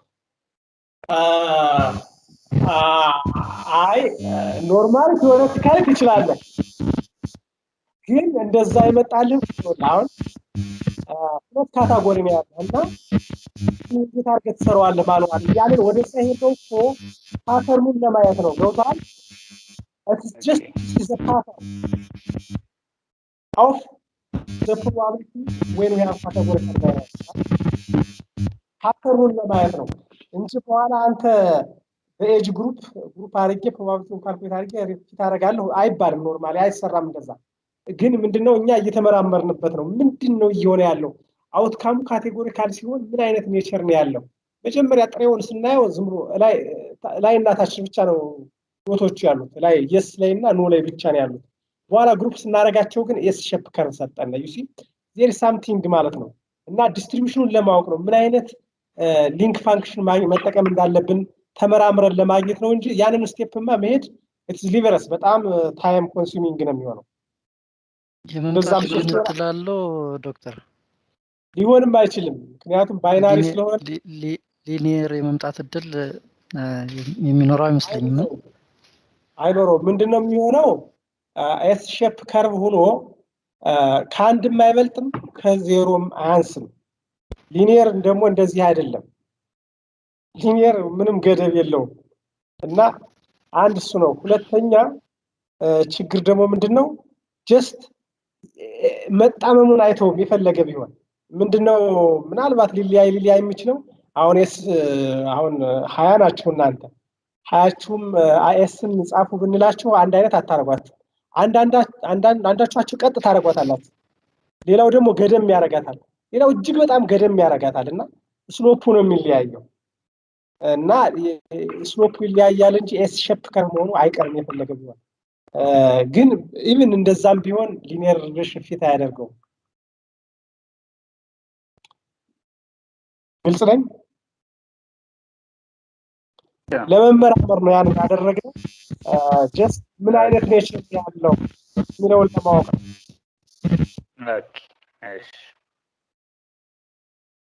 okay so let's go to example 3 let's go back to CHD data right so if you run CHD spaces using spaces if you run logistic regression on CHD data you will get this result as you can see we have only one independent variable which is h its beta value is as you can see 0.132 the standard error here the world is here the p-value is there it's significant of course we have exponent of beta which is 1.14 and the confidence interval for exponent of beta is here so you can calculate the exponent of beta the confidence interval for beta just by taking the logarithm or beta plus or minus z alpha over 2 times that is 1.96 times the standard error okay the respective standard ለዚህ ኦፖሲቢሊቲዎች አሉ እና እዚህ ጋር ኤክስፖኔንት ኦፍ ቤታ ላይ ወይም ኦድስ ሬሽዮ ላይ የምንሰራ ከሆነ አንድ ናቅፋል አላቀፈ ነው የምንሰራው ቤታ ላይ ከሆነ ደግሞ ዜሮ ነው በእርግጥ ሎጂስቲክ ሪግሬሽን ላይ ኤክስፖኔንት ኦፍ ቤታ ላይ መስራት ያለብን እና ይሄን ኢንተርፕሬት ስናደርግ በብዙ አይነት መንገድ ኢንተርፕሬት ማድረግ እንችላለን በብዙ አይነት መንገድ ቢያንስ በሶስት አይነት እዚህ አሁን እንኳን እዚህ እንደው ልናደርገው የምንችለው አንደኛው እድሜ በአንድ ዩኒት በጨመረ ቁጥር እድሜ በአንድ ዩኒት በጨመረ ቁጥር the odds of developing CHD will increase by 1.141 times በዚህ ያክል ታይምስ ነው እሺ መልቲፕሊኬቲቭ ነው የሊኒየር ሪግሬሽን እና የዚህ ኢንተርፕሬቴሽን በጣም ይለያያል የሊኒየር ሪግሬሽን ምንድነው የምንለው እድሜ በአንድ አመት በጨመረ ቁጥር ኦኬ ብለድ ፕሬሸሩ በዚህ ያክል ይጨምራል ነው የሚለው ቤታ ማለት በዚህ ያክል ይጨምራል እዚህ ጋር አሁንም እዚህ ጋር እንደዛ ማለት ትችላላችሁ በዚህ ያክል ይጨምራልና በዚህ ጥፍ ይጨምራል ወይም this much times አንድ አይደለም በሁለት ይጨምርና በሁለት ታይምስ ይጨምራል አንድ አይደለም በሁለት ይጨምራል ማለት በሁለት ቢፒ ከሆነ 80 ከሆነ 82 ይሆናል 82 ከሆነ 84 ይሆናል ማለት ነው በሊኒየር ሪግሬሽን ኢንተርፕሬቴሽን በሎጂስቲክ ጊዜ ግን ኢትስ መልቲፕሊኬቲቭ ኖት አዲቲቭ በዚህ ያክል ጥፍ ይጨምራል ነው በ1.141 ታይምስ ይጨምራል ነው ታይምስ ነው ኦኬ እንደ ሊኒየር ሪግሬሽን ኢንተርፕሬት ላድርግ ካልክ ይሄንን ነው ቤታ ነው ኢንተርፕሬት የምታደርገው ልክ እንደ ሊኒየር ማለት ነው። ሊኒየር ጊዜ ምን ላለው ይሄንን for a unit increase in age the logarithm of the odds of developing CHD will increase by this much ላለው increase by okay this much times አይደለም this much ግን ይሄ ለማንም ግልጽ ስላልሆነ ወደ odds ratio ስለሚሄድ መልቲፕሊኬቲቭ ነው የምጠቀመው አንድ so አንዱ ኢንተርፕሬቴሽን ይሄ ነው for a unit increase in age the odds of developing CHD will increase by a factor of this much or will increase this much times okay ማለት ይችላል አንድ ሁለተኛ for a unit increase in age okay the odds of developing CHD will increase by 14.1% እቺ ከአንድ በላይ ያለችው ብቻ በመውሰድ ከአንድ በላይ ያለችው ከነጥብ በኋላ ወደ ፐርሰንት ቀይራት 14.1% ይጨምራል አንድ አመት በመጨመሩ ምክንያት ማለት ይችላል ኦኬ ያ በእነዚህ ሁለቱ መጠቀም ይችላል ማለት በተለያየ ፎርም ልጠቀም ይችላል በሁለቱ መንገድ ፍራክሽን ሲሆን በሌላ እንጠቀማለን በኋላ እናያለን ኦኬ በዚህ መንገድ ኢንተርፕሬት ማድረግ ይችላል ዶክተር ጥያቄ ልጠይቅ እዚህ እሺ ዋልድ እዚህ ጋር ምንድነው ሊያሳየን የሚችለው ማለት exponential beta እና confidence interval 95% significant ነው ዋልዱ non significant የሚያደርግብን አጋጣሚ ኖር ይችላል ይሄ ዋልዱ የሚያሳየን z ስኩዌር ነው ብያለሁ ቀደም z ስኩዌር ነውና z ስኩዌር ማለት ወይም t ስኩዌር ማለት ካይ ስኩዌር እንደማለት ነው ካይ ስኩዌር እንደማለት ነውና ለ1 ዲግሪ ኦፍ ፍሪደም አክቹአሊ ለ1 ዲግሪ ኦፍ ፍሪደም ካይ ስኩዌር እንደማለት ነው እና ጀስት ይሄንን አሁን ቴስት ማድረግ እንችላለን እኛ ኖርማሊ ዲስትሪቢዩትድ ይሆናል ብለን ነው የምናስበው ቤታ ኖርማሊ ዲስትሪቢዩትድ ይሆናል ብለን ነው የምናስበው እና ዋልዱ 8 ሆነ ማለት ዜዱ ወደ 2 ነጥብ ምናምን ይመስለኛል ስኩዌር ሩቱን የዚህ ሞት ማካልኩሌት ማድረግ ትችላላችሁ ወደ 2.5 ወደ 2.78 አካባቢ ነው ወደ 2.7 ወይም 8 አካባቢ ነው ላርጅ ነው በጣም ላርጅ ነው ላርጅ ዜድ ቫልዩ ነው እና ይሄ ደግሞ ይሄ ካልኩሌትድ ዜድ ማለት ነው ታቡሌትድ ዜድ ደግሞ ማለት ነው 1.96 ነው ከ1.96 እስከበለጠ ድረስ ሲግኒፊካንት ነው እና ቶሎ ይሳግሪ በዛ መንገድ መረዳት እንችላለን ይሄ ዋልድ ምንድነው the square of z ፖዚቲቭ አድርጎ ነው የሚያስቀምጠው ስፔስ ፖዚቲቭ አይ ቲንክ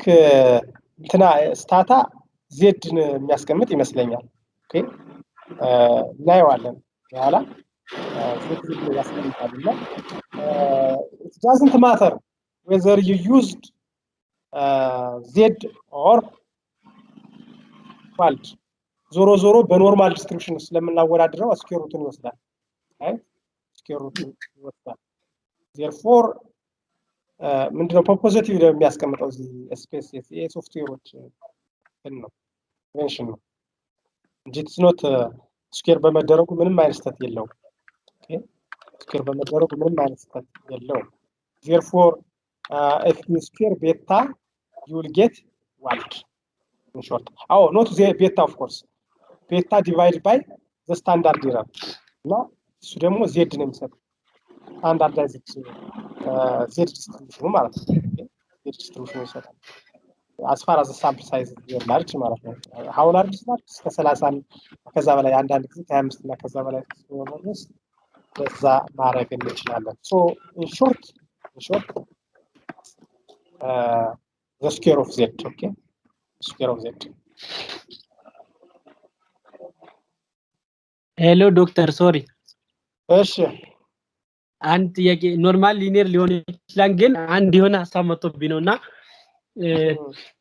ሎጂስቲክ ሪግሬሽን ላይ ስታታ ወይም ስፔስ ላይ ኮድ ስናደርግ ማለት ነው ዲፔንደንት ቫሪያብላችን ሁለት አይነት አውትፑት ወይም yes or no ወይም በዳይኮቶሞስ ሆኖ ማለት ነው ኮድ ስናደርግ yes ካን 1 no ካን 0 ብለን ኮድ አድርግልን ብለን እናዘዋለንና ስታታው ካን ዊ ኢንተርቼንጅ yes በሚለው 0 no በሚለው 1 ብናደርገው ፋይናሊ መጨረሻ ላይ አናላይሲስ ላይ ሚስ ልናደርግ የምንችለው ነገር አለ ማለቴ ሶፍትዌሩ በዚህ መልኩ ነው አድጀስትድ የሆነው ወይስ እንዴት ነው? ይሄ ብዙ ጊዜ ሳይ በቃ እንትን yes ካለ 1 ያ ኖ ካለ 0 ነው። እንደዚህ አይነት ኮድ ነው ሲስተም ነው ያለውና is there any problem when I am change this? በጣም ጥሩ ጥያቄ ነው ያነሳው። በኋላም መምጣት አይቀርም ነበር። ጥሩ ነጥብ ያመጣው ኖርማሊ always give the highest code or the higher code for the category that you are going to interpret. If you have for patient satisfaction, we have satisfied and unsatisfied. For CHD, we have positive or negative. So if you are to interpret saying like the odds of unsatisfaction, if you are to say the odds of unsatisfaction, give the higher code for unsatisfaction. One ማለት ነው 0 ለማን እንሰጣለን ለሳቲስፋይድ ይሆናል ማለት ነው if you are to interpret saying the odds of satisfaction not unsatisfaction the odds of satisfaction is this much times እና ለማለት ከፈለጋችሁ satisfaction higher code ሰጡታላችሁ 1 ሰጡታላችሁ ለዛኛው 0 or ለሳቲስፋክሽን 2 ከሰጣችሁ ለዛኛው 1 ወይ 0 መስጠት ይችላልላችሁ ብቻ ከዛ ያነሰ መሆን አለበት 3 ከሰጣው ለሳቲስፋክሽን ለዛኛው ወይ 2 ወይ 1 ወይ 0 መስጠት አለበት ወይ 1 ወይ 0 መስጠት አለበት ማለት ነውና always give the higher code for the category that you are going to interpret if you are to say the odds of developing CHD ለማለት ከፈለክ developing CHD or positive ነው higher code ነው መውሰድ ያለበት አለበለዛ ሪቨርስ ሪዛልት ነው የሚሰጠው እና ይሄንን ኦልዌይስ መጠንቀቅ አለባችሁ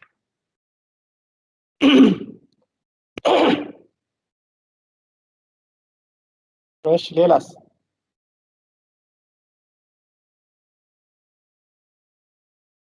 እሺ ወደ መልቲፕል ሎጂስቲክ ሪግሬሽን እንሂድ ያ ምንም አዲስ ነገር የለውም እዚህ ላይ ኢንዲፔንደንት ቬሪየብሎች ቁጥራቸው መጨመራቸው ካልሆነ በስተቀር እና የመልቲፕል የመጠቀሙ አድቫንቴጅ ያው እንደምታውቁት ትራንስፈር አመካክተነዋል it would help us to adjust the effect of different covariates at a time okay to find the effect of x1 the net effect of x1 on the outcome you have to add other potential confounders like x2 x3 x4 up to xn as much as possible, right?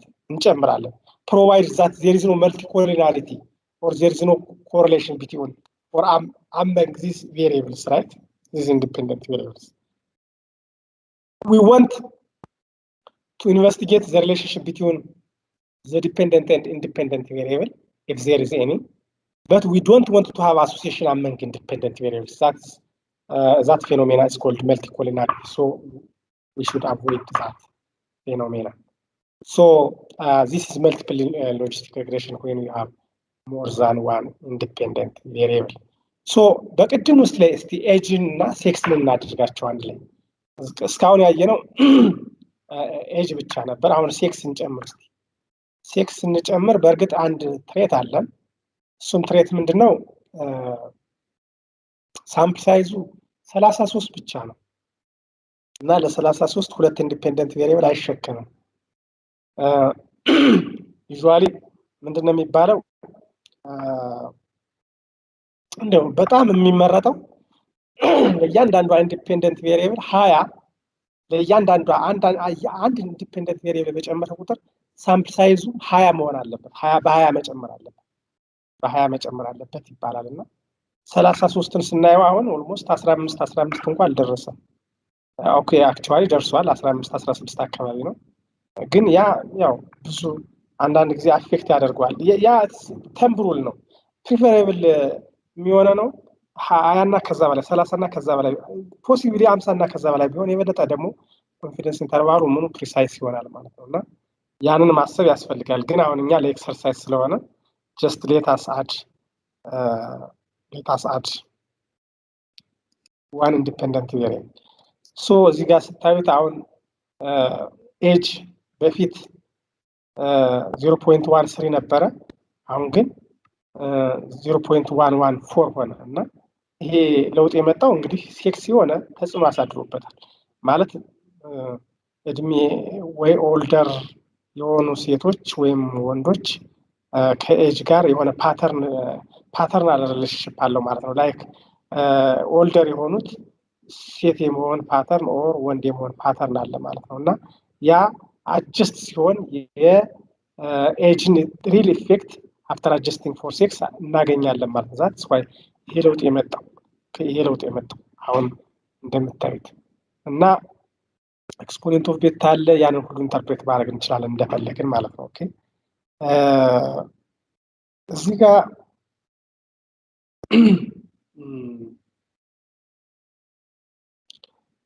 እንትኑን ሪፈረንሱን ማየት ያስፈልጋል። ፎር ሜልስ ዘ ሪስክ ኦፍ ዲቨሎፒንግ ሲኤችዲ ዲክሪስ ቱ 0.052 ፎልድ ኮምፔርድ ቱ ፊሜልስ ኦኬ ማለት እንችላለን። ኦር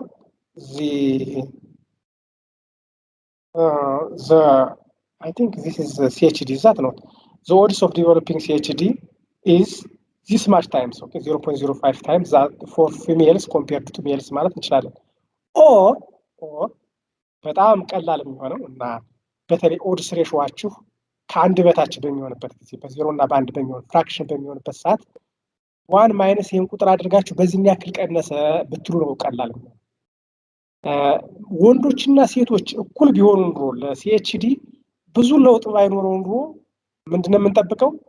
እዚህ ጋር ሬሾ ዋን ነበር የሚሆን ኦድስ የሁለቱ ጀንደሮች ኦድስ ሬሾ ወይም ሬሾ ኦፍ ቱ ኦድስ የሜል እና ፊሜል ኦድስ ሬሾዎች አንድ ነበር የሚሆን ለውጥ ባይኖረው። ግን ይህን ያክል በጣም ያነሰው ሴቶች ከወንዶች አንጻር ስለማይጠቁ ሊሆን ይችላል እና ሴቶች በምን ያክል ቀንሰውታል? ከአንድ በ95 በ0.95 በ95% ቀንሰውታል ማለት ነው። እኩል ብሎ ቢሆኑ ኑሮ ዋን ነው የምንጠብቀው እዚህ ላይ ዋን። ስለዚህ 0.05 ማለት ሴቶች በ0.95 ቀንሰውታል ማለት ነው። So I will interpret in that case I can interpret like this. The odds of developing CHD has reduced by 95% for females compared to males ማለት ይችላሉ። ሴቶች በ95% ቀንሰውታል። ኦኬ ሪስካቸውን ቀንሰውታል እንደማለት ነው። በዛ መንገድ እችን ማየት ትችላላችሁ። ኦኬ እነዚህን አይታችሁም ኢንተርፕሬት ማድረግ እንችላለን ማለት ነው። ኦኬ እና አንፎርቹኔትሊ ኮንፊደንስ ኢንተርቫሉ ምን ያክል ሰፊ እንደሆነ ይሄ ኦልሞስት ክሎዝ ቱ ዜሮ ነው። ይሄ ደግሞ በጣም ለአንድ የቀረበ ነው እና ይሄ ማለት በጣም ዋይድ ኮንፊደንስ ኢንተርቫል ምናልባትም ይሄን ሬሲፕሮካል ብትወስዱት ሪፈረንሱ እዚህ ጋር ሜል ስለሆነ ነው። ሪፈረንሱ ፊሜል ቢሆን ኦድስ ሬሾ ከአንድ በላይ ይሆናልና ያ ማለት በጣም ዋይድ ኮንፊደንስ ኢንተርቫል ለስ ፕሪሳይዝ። ይሄ ሳምፕል ሳይዝ ነው። ለስሞል ሳምፕል ሳይዝ ይሄን ሁለት ኢንዲፔንደንት ቬሪየብል መሸከም አልቻለም ማለት ጀስት ፎር ዘ ሴክ ኦፍ ኤክሰርሳይዝ ነው። ኦኬ እዚህ ጋር ያለው ስላይድ በነገራችን ላይ ጥርጥር ያሉ ስላይዶች ናቸው የላኩላችሁ። ለምታነቡት ሌላ ዋይደር በዛ ያለ ስላይድ ሰጣችኋለሁ። ኦኬ በዛ ያለ ስላይድ ስልክላችኋለሁ። እሱን ታነቡታላችሁ። ይሄ ሶሪ ዶክተር አንድ ጊዜ ሄሎ እሺ አንድ ጊዜ ላስቸግር። ያሁኑ ስላይድ ላይ ማለት 95% እና 0.05 የምትለዋ ላይ ማለት ነው ኢንተርፕሬቴሽን ይሄንኛው ላይ ከላይ ሜል እና ፊሜል የሚለው ማለት ነው። እሱ ላይ ያው ይሄ እንደዚህ አይነት ነገር ወሳኝ ስለሆነ ነው። ይቅርታ ሶሪ ማነው ዶክተር እና ፎር ፊሜል the risk of developing CHD decrease to the 0.05 fold as compared to female ይላል። በ0.05 እንደቀነሰ ነው የሚያሳየው እዚህ ላይ ማለት ነው። ጄን ኔክስት ደግሞ being male reduce the risk of developing CHD by 94 approximately 95% compared to the female ፎልድ የምትላለች እዚህ ላይ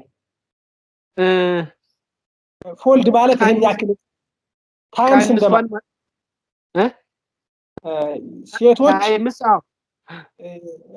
ሴቶች ከወንዶች አንፃር ይሄን ያክል ታይምስ እንደማለት ፎልድ የሚለው እስካለ ድረስ ዚስ ፎልድ እንደማለት ወደዚህ ፎልድ የላይኛው የሚያሳየው በ0.05 ሴቶች ከወንዶች እንደሚበልጡ ለማለት ነው ወይስ ወንዶች ከሴቶች እየተረዳኝ እኔ ግን ወንዶች ከሴቶች በሚለው ነበር ይቀንሳል ሪፈረንሶቹ እነማን ናቸው ሜሎች ናቸው ኦኬ እዚህ ላይ ፊሜል ነው የሚለው አሁን እዚህ ጋር አሁን የታችኛው ቀይሮ ትክክል ነው ፊሜል ነው ሪፈረንሱ እዚህ ላይ ፊሜል ሳርቴክን አዘ ሪፈረንስ ስለዚህ የምናወራው ስለማን ነው ስለሜል ነው ማለት ነው ስለሜል ካወራን በ0.05 ፎልድ ይቀንሳን ከሴቶች ጋር ሲወዳደር ማለት ነው አዎ ፎልድ አዎ ማለት በ0 ይሄ ኮንፊውዝ ካደረገ ምን ማለት ይችላል for males the risk of developing CHD is 0.052 times ማለት ይችላል times as compared to females ማለት ነው that of as compared to females ማለት ነው ግን በጣም ቀላሉ የሚሆነው ቅድም እንደነገርኳችሁ being male reduces the risk of developing CHD by this much percent ትሉት ነው የሚሻለው by 95% ያ ማለት 0.05% more likely ነው ከዛኛው በግልባጩ anyways በቃ እሺ አይ አይደለም ቆቆ ይሄ ግልጽ መሆን አለበት አልገባችሁና ሁለቱን ማሰብ አንድ አይነት ነው የሆነብኝ ሜል እና ፊሜል ሁለቱ ኢንተርፕሬቴሽኖች ይለያያሉ ይሄ ላይኛውና ታችኛው ይለያያሉ ይሄኛው በዚህ ያክል ልጥፍ ነው የሚለው ይሄኛው ደግሞ በዚህ ያክል ይቀንሰዋል ነው የሚለው እና በዚህ ያክል ፐርሰንት ይቀንሰዋል ስንል ካንድ የራቀበትን እናያለን ካንድ የራቀው ይሄስ በስንት ፐርሰንት ነው በ0.05 በ0.05 ነው 95%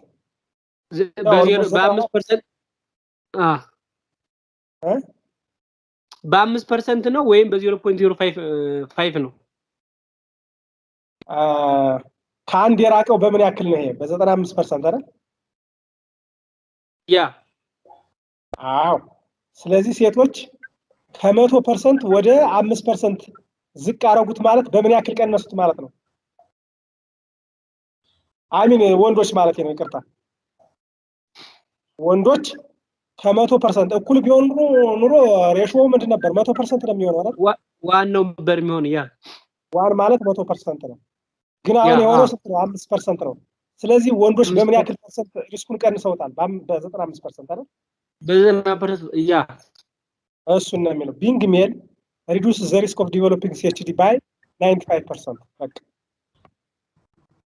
አሁን ዶክተር ያልገባኝ የቱ ላይ እንደሆነ በጣም ኮንፍሊክት ያደረገኝ እዛ ላይም በ0.05 ፎልድ ይቀንሳል ይላል ከታች ደግሞ በ95% አሁንም ይቀንሳል ነው የሚለው ስለዚህ የላይኛው ሐሳብ በ0.05 ሞር ላይክሊ ከነዛኛው ብለን ካወራን በ95% መገኘት አይችሉም ማለት ነው በሲኤችዲ ማለት ነው ከሴቶች ጋር ሲወዳደሩ ያ ማለት ኖርማሊ የዚህ በኦድስ ሬሽዮ ለዛን ዋን ስለሆነ ኔጌቲቭ አሶሲዬሽን ነው ያለው እና ዳይሬክት አሁን ቀጥታ እዚህ ምን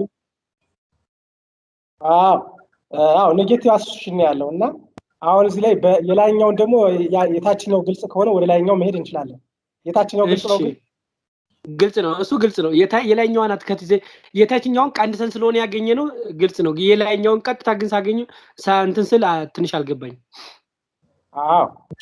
ዲክሪዝ ብለን ያወራን የላይኛው ወንዶች ቀንሰውታል ጨምረውታል በዚህ ያክል በ0.05 አሁን ቱን እንተዋትና በ0.025 በ0.05 ስንል 0.05 ታይምስ ስንል ቀንሰውታል ጨምረውታል ወንዶች ከሴቶቹ አንፃር እነሱ ቀንሰውታል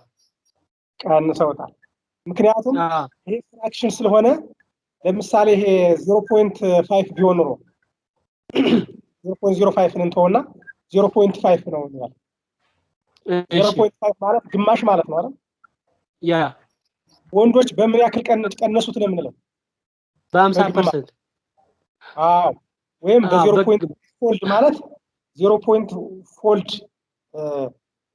ጨመረ ነው ቀነሰ ነው የምንለው ለዛ ጨመረ ነው እንደግን ያስ ያው በፐርሰንት በፐርሰንት የኔ ያክል ተጋላጭነቸው ካን በፐርሰንት ስንቀንሰው የኔ ያክል አይጋለጥም ነው እኔ የሚመጣልኝ ጭንቅላቴ። ለማንኛውም ያሁን ይቺ ናት አሁን ትንሽ ያስቸገረች። ፎር ሜልስ the risk of developing CHD decreased to የሚለው ወደ የትኛው ነው የቀነሰው? ወደ የትኛው ቫልዩ ወደ የቀነሱት? 0.05 ከ100% ወደ የትኛው ቫልዩ ነው የቀነሱት? ወደ 0.05 ፎልድ ወደ ማለት ወደ 0.05 ፎልድ ቀንሰውታል እንደማለት ነው። ዲክሪዝድ ቱ የምትለው ኢምፖርታንት ነች። እሷ ናት ያልገባችኝ ዶክተር። ዲክሪዝድ ቱ ዛት ቫልዩ ምን ያክል ሪስክ አላቸው ማለት ነው? ወንዶቹ በ0.05 ከተቀነሰ ከሴቶቹ ጋር ሲወዳደሩ ያ ማለት በ95 ማለት በ0.95 ሪስክ አላቸው ማለት ነው። በኢንክሪዝድ ይሆናል ማለት በግልባቸው ሪሜኒንጉ ማለት ነው። 0.5 ፎልድ በ0.5 ታይምስ 0.5 ከቀነሰ በግማሽ ቀንሰውታል ማለት ነው። ሃይ ሪስክ ነው ታዲያ። ስለዚህ ግማሽ ሪስክ ግማሽ ይሄ 0.5 ቢሆን ኖሮ 0.5 ታይምስ ወይም 0.5 ፎልድ ስንል የነዛን ግማሽ ናቸው ማለት ነው። እና በኮንሴፕት ደረጃ ቀንሰውታል ማለት ነው። በማትማቲክስ ግን this much times ስንል የጨመረ ሊመስል ይችላል። ግን this much times ወይም this much fold ስንል በማትማቲክስ የጨመረ ሊመስል ይችላል። ግን ቫልዩን ማየት አለብን። ከአንድ በታች ከሆነ ቀንሶታል ማለት ነው። ከአንድ በላይ ከሆነ ግን ጨምሮታል ማለት ነው። ላይክ ይሄኛው 2 ቢሆን ኖሮ ለምሳሌ 0.05 የሚለው 0.052 የሚለው 2 ቢሆን ኖሮ 2 ፎልድ ስንል ወደ ኮንሴፕቱ ስንወስደው ጨምሮታል ማለት ነው። እና ይሄኛው ኮንሴፕቱንም ጨምሮ ነው እየተናገረ ያለው። እሺ ኦኬ፣ የተለያየ አይነት አገላለጽ ነው ያለው እዚህ ላይ። ለዛ ነው እኔም ኮምፕሊክት ይሆንኩት። እና ዝም ብሎ አሁን ሌላ ኮምፕሊኬት ማድረግ አያስፈልግም። ግን ምንድነው says for males the risk of developing CHD decreased to ሲለን አሁን decreased to የሚለው አገላለጽ ዩኒክ ነው እዚህ ላይ። why unique? decreased to a certain value, right? ኮንሴፕቱን ጨምሮ ነው የሚነግረን። ዝም ብሎ ማትማቲክሱን ብቻ አይደለም። ኦኬ እና decreased to a certain value. what is that certain value? 0.05 times or 0.05 fold of that of what compared to that of females ማለት ቀንሰውታል ማለት ነው። እውነት ለምን? ይሄ ፋክተሩ ማባዣው ከአንድ በታች ስለሆነ። እሺ ኦኬ ይሄንን አንብቡት። ወደ መልቲፕል ሎጂስቲክ ሪግሬሽን ስንመጣ እንግዲህ ይሄን ያለው ሳቲስፋክሽን ብዙ ፋክተሮችን ተጠቅመን ስናይ ማለት ነው። አሁን እዚህ ላይ ከብዙ ፋክተሮች ኮስት እንግዲህ በሽተኛ እንዴት ነው ሳቲስፋይድ የሚሆነው? ብዙ ሲከፍል ነው? አንዳንዴ ግራ ያጋባል። ብዙ ሲከፍሉ ሰዎች ሳቲስፋይድ የሚሆኑ አለ። ሳቲስፋይድ የሚሆኑት ከርባን የመጡት ናቸው ከሩራል። ሳቲስፋይድ የሚሆኑት በየትኛው የጤና ባለሙያ ሲታከሙ ነው? የገቨርንመንት ወርከር ብቻ ለሆነ ነው ወይንስ የገቨርንመንት ወርከር ከመሆኑ ተጨማሪ ፓርታይመር ለሆነ ነው ወይንስ ፓርታይም ፈላጊ ግን የሌለው ሲሆን ነው ወይስ ከገቨርንመንት ወርክ በተጨማሪ የራሱ ክሊኒክ ሲኖረው ነው በኖረው ሰው ሲታከሙ ነው የሚለው እዚህ ጋር አሰስ ተደርጓል። ዲያግኖስ ታይፑም ደግሞ እንደዚሁ ሳቲስፋክሽን አፌክት ያደርጋል ተብሎ አሰስ ተደርጓል። ኮምፕሌክስ ማለት ላይክ ኤክስሬይ፣ ሲቲ ስካን ምናምን እና ሌሎች ኮምፕሊኬትድ ዲያግኖስ ሲደረግ ነው። ሲምፕል ደግሞ ጀስት ክሊኒካል ማኒፌስቴሽኖች ታይቶ ዲሳይድ ሲያደርግና ሰዎች በዚህ ዲፈረንት ሪያክት ያደርጋሉ with regard to their satisfaction እና የሱ ኢፌክት እዚህ ጋር አለና ክሩድ ማለት ምን ማለት ነው እንደምታውቁት ወይም ካላወቃችሁት ማወቅ አለባችሁ። ክሩድ ማለት አንአጀስትድ ማለት ነው። ላይክ ክሩድ ማለት ስሙ እንደሚያመለክት ያልተጣራ ማለት ነው እና ያልተጣራ ስታቲስቲካል ሪዘልት የምናገኘው በሲምፕል ሎጂስቲክ ሪግሬሽን ጊዜ ነው። ላይክ ሲምፕል ሊኒየር ሪግሬሽን። ሲምፕል ሎጂስቲክ ማለት ነው አንድ ኢንዲፔንደንት እና አንድ ዲፔንደንት። ዲፔንደንቱ ምንጊዜም ሳቲስፋክሽን ነው ወይም አንሳቲስፋክሽን ነው። ስለዚህ ኮስት ኦፍ ትሪትመንትን ከአንሳቲስፋክሽን ብቻ አድርገን አናላይዝ ስናደርገው ይሄን እናገኛለን። ኮስት ኦፍ ትሪትመንትን ከሌሎች ቫሪያብሎች ጋር ከሁሉም ጋር ስናየው ደግሞ adjusted ይሆናል ማለት እና ኮስቱን ስናየው ሁሉም ሲግኒፊካንት ናቸው ክሩድ ላይ ሁሉም ስናያቸው ሲግኒፊካንት ናቸው አጀስት ሲሆን ግን አንዳቸውም ሲግኒፊካንት አልሆነም ሪፈረንሳችን ማን ነው ቬሪ ቺፕ የሚለው ነው በነገራችን ላይ ወደ ሪሰርች ፔፐር ስንወስደው በዚህ መንገድ የምናስቀምጠው ቅድም እስካሁን ባየነው መንገድ አይደለም አሁን ኮስት ኦፍ ትሪትመንት 5 ካታጎሪዎች አሉት ቬሪ ቺፕ ሞደሬት ኤክስፔንሲቭ ሃይሊ ኤክስፔንሲቭ ከነዚህ ውስጥ ትናንትና እንዳልነው ደሚ ክሬት እናደርጋለን ደሚ ክሬት ለማድረግ አንድ ሪፈረንስ ይመረጣል ቬሪ ቺፕ ሪፈረንስ ተደረገና ቺፕ ከቬሪ ቺፕ አንፃር ሞዴሬት ከቬሪ ቺፕ አንፃር ኤክስፔንሲቭ ከቬሪ ቺፕ አንፃር ይወዳደሩና ኦድስ ሬሾ ይሰራል ማለት was for crude and adjusted እና ሪፈረንሱ ይሄንን እዚህ ላይ ሪፈረንስ ብለህ መጻፍ ትችላለህ ኦር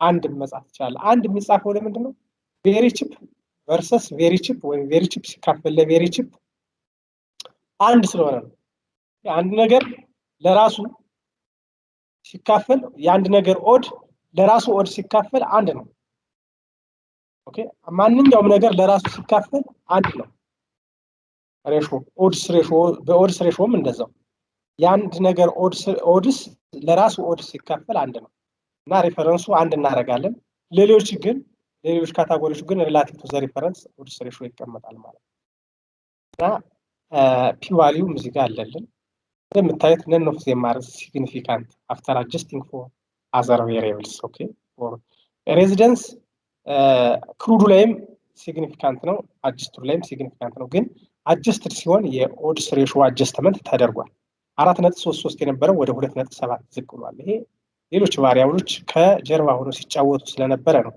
ወደዚህ ሪዱስ ያደረገው ኤክስትራ ጆፕም እንደዚሁ ይሄኛው ካታጎሪ ሲግኒፊካንት ነው አሁንም ይሄኛው ካታጎሪ ግን ሲግኒፊካንት ነበር መጀመሪያ በኋላ ሲግኒፊካንት ነው ይሄ ሁሉም ከአንድ በታች ስለሆኑ አጀስት ሲሆን ግን ኢንሲግኒፊካንት ሆነ ይሄኛው ካታጎሪ both before and after are significant okay አሁን ነው before it is not significant but after adjustment it is significant right እንደዚህ ሁሉ ይገለባበጣል መጀመሪያ ያልነበረው እንደዚህ አይነቱ መጀመሪያ ሲግኒፊካንት ያልነበረው ሲግኒፊካንት ይሆናል ሲግኒፊካንት የነበረው ሲግኒፊካንት ይሆናልና ኮምፓውንዲንግ በጣም ውስብስብ ነው ዲያግኖስ ታይፕ 16 ነበር ኢፌክቱ አጀስት ሲሆን ወደ 13 ወርዷልና በዚህ መንገድ ኢንተርፕሬት ታደርጋለህ እና በዚህች መንገድ ነው ወደ ሪሰርች ፔፐራችሁን ተወስዱ ላይክ እነዚህን ክሮስ ታብ ተጠቅማችሁ ፕሮዲዩስ ታደርጋላችሁ እና እነዚህን ኮንፊደንስ ኢንተርቫሉን ኦድስ ሬሾ ፒ ቫልዩን ምናምን በዚህ መንገድ ሪፈረንስ ትመርጡና ካስቀመጣችሁ በኋላ ማለት ነው ሶ ይሄንን ይመስላል ሌላ ስላይድ ነው የምሰጣችሁ የምታነቡት ይሄን ሰፋ ያለ ዝም ብሎ እንዲሁ ታነቡት ግን አንኳር ነጥቦች እነዚህ ናቸው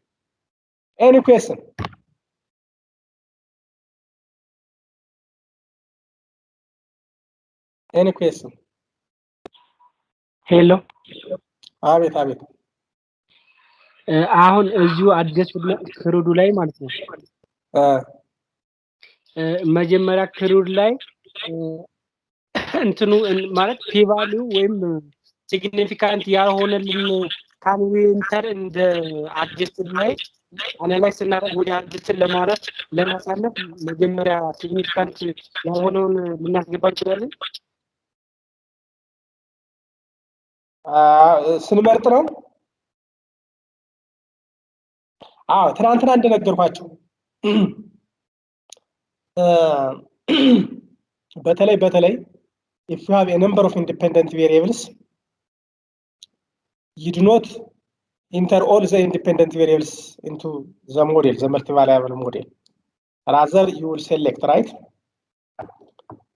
based on a certain criteria and one criteria is to use a cutoff point of p value is equal to 0.2 and if you want to be more stringent you may make it 0.15 or if you want to be less stringent you can make it 0.25 right usually we use 0.2 so those independent variables which have p value of 0.2 for an adjusted one will be taken into the multi-variable logistic regression.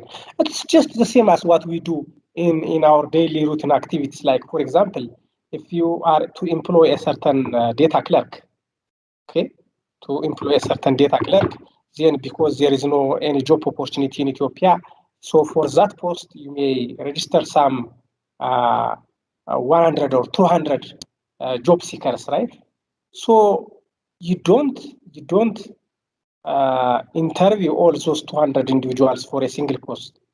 Okay, there are screening criteria. You examine all. Okay, first you may examine by observing their document. So by observing their document, you may reduce some. Okay, 100 may be reduced.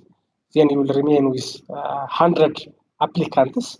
So of those 100 applicants, you may give exam or quiz. Then for those who scored above a certain cutoff point for that exam, you will take them to the interview, right? Similarly, here in multiple logistic regression, we use a certain cutoff point, right? We use a certain cutoff point of p-value just to screen those variables, and that would also help us to avoid multicollinearity. Because as you enter a number of independent variables, some of them may be by chance multicollinear, and that would affect your test estimate as it affects the standard, which also again affects the confidence interval.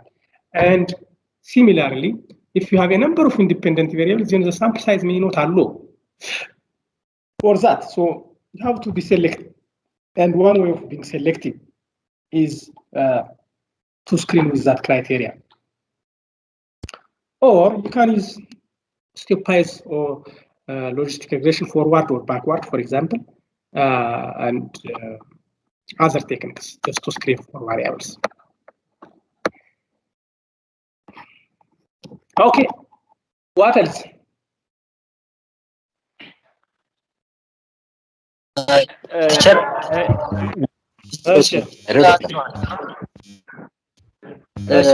ቫልዩ ላይ ያለችው አስተረክሲስ አለች አይደለ? ቫልዩ ላይ ያለችው ኮከባ እሷን ያው ሪፈረንስ ይኖራል አይደል? ታች ላይ ሲጻፍ ቴብል ሲጻፍ ታች ላይ ሪፈረንስ ይጻፋለች ለኮከባ ማለት ነው። አዎ ሰብጀክት ነው ያስፈልግና ወይስ ያስፈልግ? ፒቫሊዩ ዩዥዋል የሚያስፈልግበት ሰዓት አለ። ግን የኮንፊደንስ ኢንተርቫሉም ጥሩ ነው፣ ምክንያቱም ፕሪሲሽኑን ስለሚናገር ማለት ነው። እና ሁለቱም ተመሳሳይ ናቸው፣ ግን ኮንፊደንስ ኢንተርቫል ደግሞ ብዙ ነገር ይናገራል። ፒቫሊዩ ሲግኒፊካንት መሆኑን ይነግረናል፣ ያም ሲግኒፊካንት መሆኑን ይነግረናል። if the confidence interval includes the null value 1 for ratio and 0 for sum, then that means it is insignificant. Similarly, if the p-value is less than greater than 0.05, then it is significant, right? And if you are to see the strengths of the association, of course, p-value is very good, the strengths of the association. And if you are interested on the precision of the estimate, it's better to use the confidence interval. And if you are interested to present both, it is good to present both the confidence interval and the p-value. It's up to the researcher. And here we have sometimes 1 star, sometimes 2 star. Sometimes, of course, it's not available here, 3 stars. 1 star meaning less than 0.05. And if it's less than 0.01, we will say 2 star.